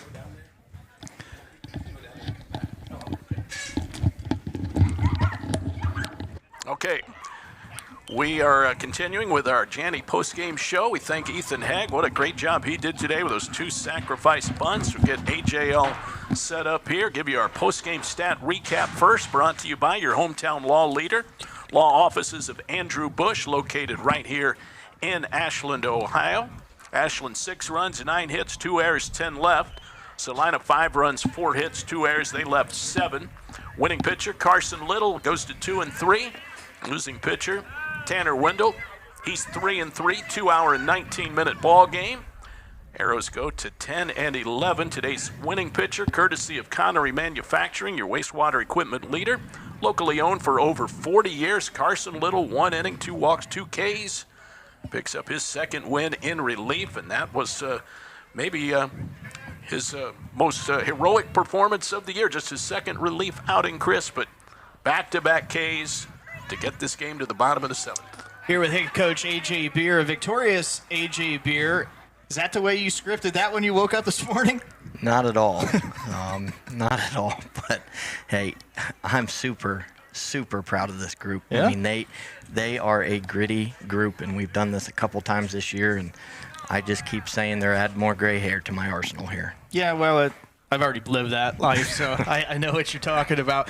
You know, it was like this story of two games. Like, you know, this was a tremendous baseball game early. Like, it wasn't mistake made. It was lots of strikes. It was hitting the ball, putting it in play, picking it up, throwing it across the diamond, limited walks, no HBPs. Like, it was the way the game's supposed to be played. And then we get to, like, the fifth inning, and, like, the wheels fell off. Like, the defense fell apart and things. Like, what was the mentality there to try to rally your guys back to say, hey, we're still in the ball game, guys? Right. You know, and the message is always just you want to compete, and I thought our guys came with a lot of energy today. You know, and I told them all week that, you know, we can end when we want to end, and I'm not ready to end, and I don't think any of these guys are ready to end after tonight's performance. You know, and you know, every inning you want to compete, you want to get better, right? And you got to flush what happened. You know, there's going to be ups and downs. You got to flush what happens, and you got to win the next pitch. Tell me about Evan DeHenden and talk about his performance, what you thought of it overall. Excellent performance. He's grown every outing that we've thrown him out there, and he's continued to mature as a pitcher, and he's beginning to become something really special for us, and I'm super proud of him and his performance and his command today. You wanted to leave him in, didn't you? I did. Yeah, I could tell. I did. I wanted to leave him in and have that satisfaction, but he got us to the point. Carson came in and, you know, he came in and did his job, threw some strikes, got the outs that we needed, and gave us a chance, right? So both guys give us a chance to do that, and you know, it's all about who's better tonight. And you know, we made one more play than they did, and we're blessed to move on. You talked to us about Tanner Wendell and had a little scouting report on him, and you know, pops it in there in the high 80s, low 90s, and well, that was as advertised. That kid can compete, man. Yeah, and you know, I thought he commanded the zone really well, and I thought he battled at your guys. But I thought on the flip side, you guys did a great job of not sitting back and wait until you're 1-2 or 0-1, and then we start our at bat. Like, it was like, hell no, we're going up there with a mentality to say, if he gives us a good pitch early, we're going to offer at it. Was that what you guys had game plan of? Absolutely. It was attack. You know, you got to hunt the fastball, right? You know, and anytime you have a kid that throws that hard and throws that well, you know, you got to attack and you got to exploit his weakness. And you know, we worked at it. It wasn't a lack of not working at it. We worked at it, and we kind of emphasized to the guys, you know, he can throw it, right? It's kind of like Owen Courtney can for New Philly, and it was a similar approach. You got to attack, find your pitch, hunt the fastball, and go. There was no way you weren't sending Summers, right? Oh no, he was going. Did you tell him to unhook the plow as he was rounding third? I said, you got to get going, and you better get dirty. I mean, as soon as he tapped his foot on third base, I couldn't look because I was scared. I said the same thing. Especially coming from the center fielder, he's got a cannon, man. He's got an arm. Yeah, I was like, when you watch it back, you'll hear me say it, but I was said, I'm surprised AJ hasn't pinch ran for Summers out there, one of the Kenny boys or somebody out there. I did early in the game with Dylan Deere, so I couldn't get him back out there because I wouldn't have been able to re-enter him. Yeah, well, you needed that glove over there. And I had my other first baseman on the mound. So, talk about what. Speaking of Summers, let's stay on him a second.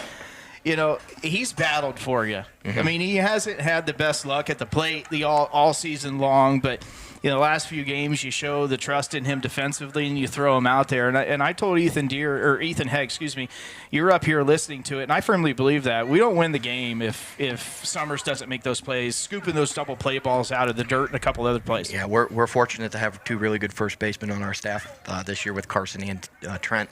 You know, and the thing about Trent is he's really been working at it, and a lot of people don't know his shoulder's bum. He's got a really bad bum shoulder. Something's torn in there, and he's just trying to live through senior year with a bum shoulder, and it's been torn since football. So he didn't want to miss this year, and he's really worked at it. And I can't be more proud of him and just all of our guys. I'm super proud of them. I'm pretty glad, too, that we don't have instant replay in high school baseball. I would have had a few helmet taps tonight, that's for sure. Because that play down the right field line, I have no idea if that was fair or foul. We tried to get it on replay. I don't think we got it in time. But you talk about a 50-50 call that could have went either way live. Yep. I'm not kidding you. That thing could have went either way. And I think the right fielder, May, just lost it in the sun. He's looking back at Community Stadium. The sun's setting over there, and I think he lost it. He had a beat on it. He was there. I think it hit his leather. But I think we just caught a break. Yeah, and that's the game of baseball. We've been on that end of it too this year. We've had our fair share of bad luck in the field, and that's the beautiful thing about baseball. The sun shines the next day. You move on. These guys, they still have to finish their league, so they got 2 games left to finish through. Yeah, they got to finish their league. Their head coach told me they got 2 games left. Oh my! One Saturday, one Monday. So the sun shines, and you get to play baseball again. Oof. Yeah, that's a tough deal. That's brutal. Yeah. What's the mentality going in? I assume, I don't mean any disrespect, but I assume it's going to be Defiance, who you're going to play. What's the mentality? When's that game take place? I know it's up at Tiffin. Yeah, Tiffin, it's going to be on Tuesday. I don't know what time yet. And 4:30. I think it's 4:30. 4:30. Yeah. So I thought we'd see Defiance. In heck of a program, right? Good history. But I firmly believe our guys, if they keep being gritty, we can go. Well, congratulations, AJ. You win an absolute wild session here at Bud Plank Field at Archer Arrows Park tonight, 6-5 in walk-off fashion. You matched the 2 that Celina puts up with your own 2 in the bottom of the 7th. Defiance beat Shawnee 11-1 today, so it will be Defiance. That was a Mercy Rule game as well. Congratulations, man. Thank you, and I'm glad I could do it with you here, Chris. You might have that BW juice wore off. You hear that, BW? I know you're watching. That was for you, buddy. Congratulations. Yeah, I appreciate it. Thank you, guys. And thank you both and BG for all you've done this year. We really appreciate it. We just got to when we get the gear, we just got to get BG the gear going forward. It's on my list. All right. Sounds good. Thanks, Trust AJ. me, it's on order. All right, guys. AJ, thank you very much. Great job. Good luck against Defiance on Tuesday. Again, that game will be at 4:30 over at Tiffin University. A great opportunity for the Arrows and this program and these young players, Chris, to play a second game in the tournament. Yeah, AJ said it right, and with that play with May in right field, the sun's in his eye, it hits his leather, and is it fair or is it foul? It doesn't matter because the umpire says it's a fair ball. The ball doesn't end up in his mitt. We take advantage of it, and he's right. We've seen that this year where the Arrows have been on the flip side of that. Sure. And you play enough games with this game, in situations like that, you find yourself in through the year. Oftentimes they have a way of kind of evening out through the course of a season. And fortunately for us, we caught one of those breaks that we had seen go the other way against us this season today here in the home finale. Well, even if that ball had been called foul, you don't know what would have happened later on. And then you also had the error that preceded it. That allowed a run to get on, and then there was a walk to Mangus. So a lot of things happened that could have been prevented by both teams. But the Arrows win a seesaw battle here, 6-5, and I can't imagine a better game and outcome to finish up our broadcast season, Chris. Yeah, it's been a lot of fun. Thank you to you. Thank you to Brandon Gunder.